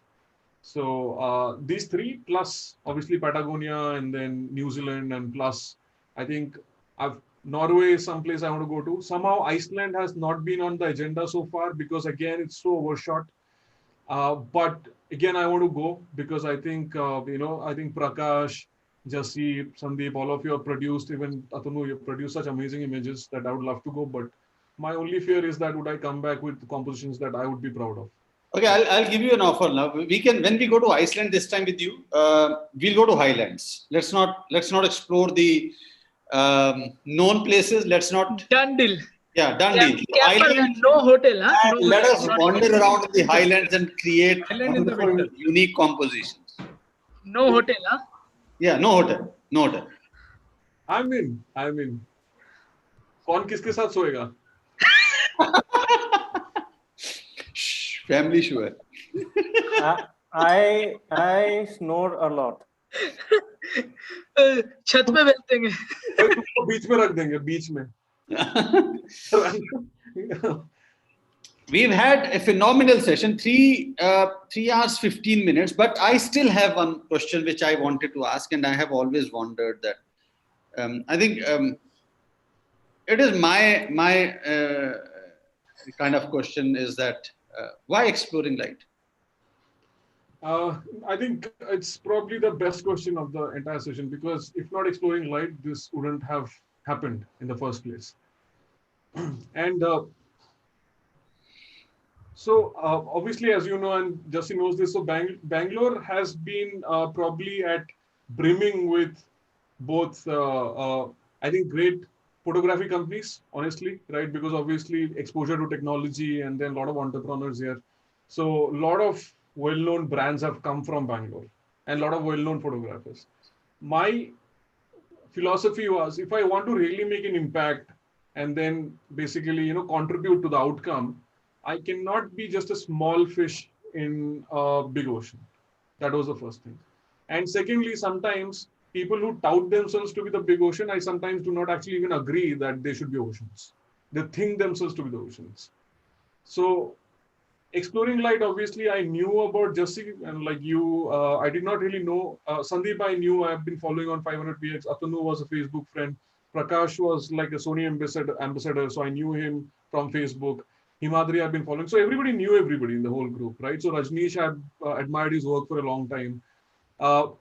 So early on in the year when the lockdown began, obviously Sanak, I have to really thank him, right? So Sanak and I have been friends for a while. And Sanak reached out to me, and I think Atunu as well, like, guys, let's do something, kuch karte hain, right? And then, next thing I know is that Jassi is there, Sandeep is there, Prakash, and then basically we are all together. And then I figured, oh, Jassi owns Exploring Light. And I thought, hang on, can we do something? Because ESL, though, I think this is all we'll do in terms of carving out our digital strategy. So one thing led to the other. Nothing was preconceived. And somehow it felt like family. And somehow it felt like you could trust everybody. And there's nothing to basically, no ill feeling to wake up to. And that is a rarity. That is a rarity. And that was basically one of the drivers why I chose to be here, because photography is an expression of art. It should basically something that instill confidence and basically remove any stress that I have, not the other way around. And Exploring Light basically made a big tick mark against that checkbox. This is everything that you love. And that's why Exploring Light Echoed all our feelings. Thank you so much, because I think that sums up the whole thing from everybody's side. We are together because we instill trust in each other. As simple Exactly. I think that is humbling to hear these words, because with Exploring Light, we have whosoever has been associated totally or partially or whatever, we have tried only one thing, that to follow the passion, the way passion should be followed. And somewhere in between, while doing this, we lost out on making money. And I think that saved us from getting greedy as well, and kept the soul intact. And I'm so glad and delighted that we all are together, and it's become such a formidable team, and creating something which has never been created before in the entire world. Let me say that I was searching, and there has not been, in such a short span of time, I think nobody has been able to do justice to the lockdown in the way we as a team have done. And I'm so delighted that all of us are together, and each one of you have been talking about your own journey, and I think it's phenomenal. And I can only do one thing, that thank you guys enough. Can't even thank you enough, and just say thanks. And I think we will do a lot of things together here. No need, actually. Oh, amazing session. Yeah, Ankana Bhardwaj, it's an amazing session. And thanks to SOM, and I must thank Sanak also, who's not here right now. Probably he's there watching, I don't know, or probably he'll watch later. In between, I saw him come, and for bringing us all together, for at least being that medium via media to really bring us all together. Yeah, that was amazing session. Thank you so I don't know, I'm really delighted to see Atanu sitting in the plane, middle of his flight, and still hold on. Where are you, mid-flight or what? He's in mid-flight. He's flying to some. Just nod your head. No, he's frozen. It's feed is cut. So He's like, do you want a view? Yes, yes, yes, we want a view. Okay, he's online. He's online. He's online. Hello. Today marks the day that Atanu is going to meet his family after such a long time. So, Wow. yeah. Good day, Atanu. Yeah, good day. So thank you, Som. Thank you, everybody. Thank you, guys, for I'm zapped. That's 50 plus people for good 3 hours, and we lost 55. 20 people in last 15-20 minutes. That's amazing. Madhuri is praise, that's all. That's amazing. That's amazing. So people love you. So Yeah, people love you so much. People wanted to listen to you. They wanted to listen to They you. are also live. waiting to see something. Oh no, that's it, guys. It was a lie. नहीं ये तुम एक हफ्ते पहले से तुम ये पूरा मतलब प्लान कर रहे थे. नहीं ठीक है, सबका नाम ले लिया मैंने. मैं भेज दूंगा MMS बाद में. All right, guys. I think one last that much needed. All smiles, thumbs up.